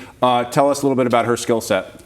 Yeah, I think, you know, I remember watching her. She grew up in Florida, and remember watching her club video and seeing her at club tournaments and just thinking, like, wow, like if I could coach someone like that, that would be pretty special. And so it's cool when some things like that line up. And defensively, she's quick. She makes great reads and serve receive. She's growing in this skill, and she's stable, and she's learning to be more and more consistent. So I'm really excited to see, again, everyone come in with a blank slate. We also have depth at all of these positions, you know, and so excited to see what the rest of the roster brings and how they push each other and how ultimately we discover our best. I know recruiting has changed for everybody with the transfer portal over the last couple of years. How have you seen your own recruiting philosophy kind of evolve over the course of your career, being at different stops and being at different places in the sport of volleyball? Yeah, I think Oregon opens a lot of doors. There's the logo that, you know, in a lot of ways shouldn't matter, but it does, right? And so, you know, I've been able to get on the phone with more and more athletes as soon as I got to Oregon, and so super grateful for the foundation that's been laid down previously from the old staff, from the alumni, and from people that have been a part of this, right? And so super excited to continue to recruit the most elite athletes out of, you know, juniors club and that kind of philosophy. And then also the transfer portal is a big deal to us. You know, it continues to be. And so we can leverage a bunch of different things. And then the last aspect is probably international, which we've leveraged a bunch this year. So many of your players will obviously get to experience new venues this year on the road and some of the best venues in the country. But you have a phenomenal home schedule because Minnesota, Wisconsin, Penn State, and USC all are among those coming to Eugene this year. How special will that be for Duck volleyball fans? Yeah, excited to see if we can pack Matthew Knight. You know, I think we have an attendance record that was done last year against Nebraska. I think it was 8,000 or something like that. And so we still have a ways to go in that area, in that space, and we want to support volleyball, and our administration has been unbelievable so far, and their support of our team, and hoping to pack Matthew Knight a little bit more this year. Trent, let's finish here. You'll have a really unique year one in front of you. At the end of the year, how do you sit back and say, we accomplished what we wanted to accomplish in our first go-round? Yeah, I think to just visualize something, I would say when Cora, when Sophia, when Maya walk across the court on senior night, have we impacted the way that they believe in themselves when they're about to leave our program? And if I've done that, I think we've had a successful year. Trent, really well said. Welcome into the Big Ten. Can't wait to watch you guys on the floor this year. Yeah, thank you.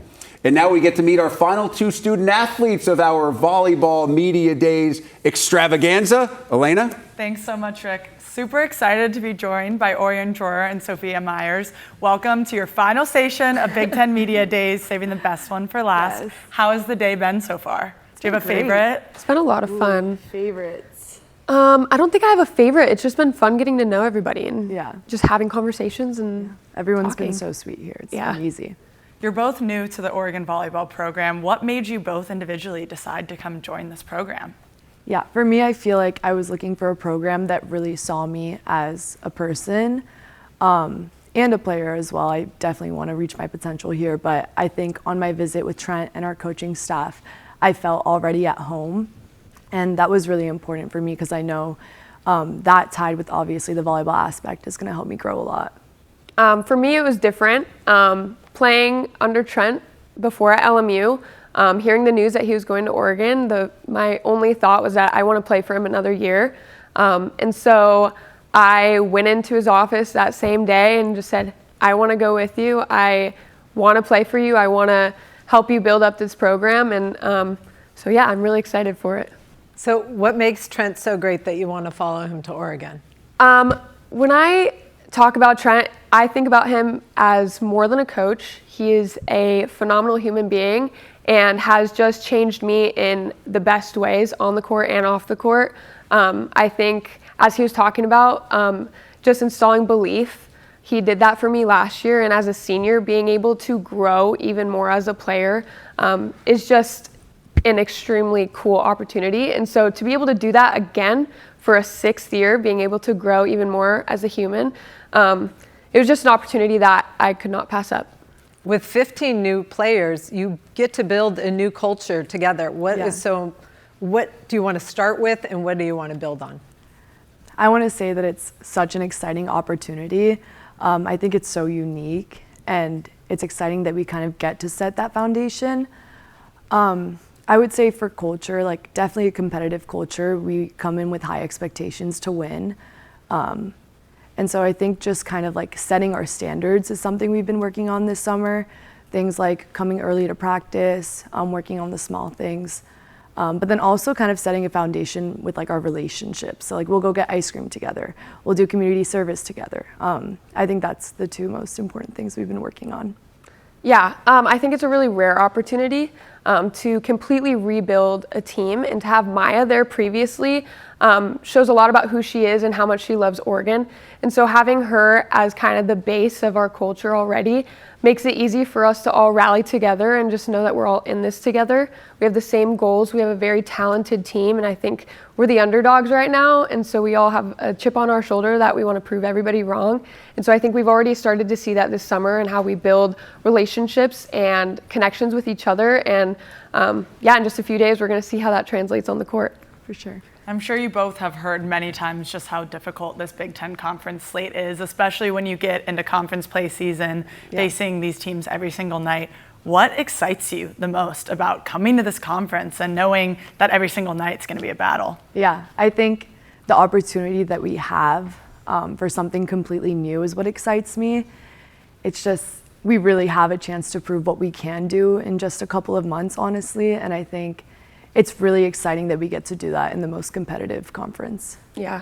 As someone who's played in several other conferences, I've always watched the Big Ten, and it's been my dream. So to be here in my 6th year and be able to play these opponents in the big gyms and crazy volleyball atmospheres, it's just a really cool opportunity. And also for our freshmen who just got done with club, to be here. And we have so many of them. And so to see what they can do and what they do with this program too in the next few years in the Big Ten is really exciting.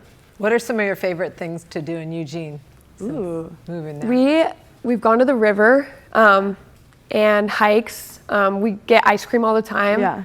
And ice cream is a common theme, I hear. Yeah, it is. Yep. There's some hidden gems in Eugene. I was surprised. Yeah. So you find what you like. Like I like to thrift. There's some really good thrift stores there. But yeah, like she said, we just do everything together. Mm-hmm. Obviously, you're both new to the Big Ten, so the fans don't know you yet. Yeah. How would you describe your style of play and what fans can look from both of you on the court this season? I think my style of play, especially during club and coming to college, is kind of flashy on defense. And I'm trying to work on new styles of play. So being more simple and serve receive, I think, is something that has helped me. But I'm really excited to kind of see like what kind of player I am in collegiate volleyball. And I think with Trent's help and our coaching staff, I'll get to know myself better as we go. I think I am the type of player who plays very loud, and I think I've changed every single year.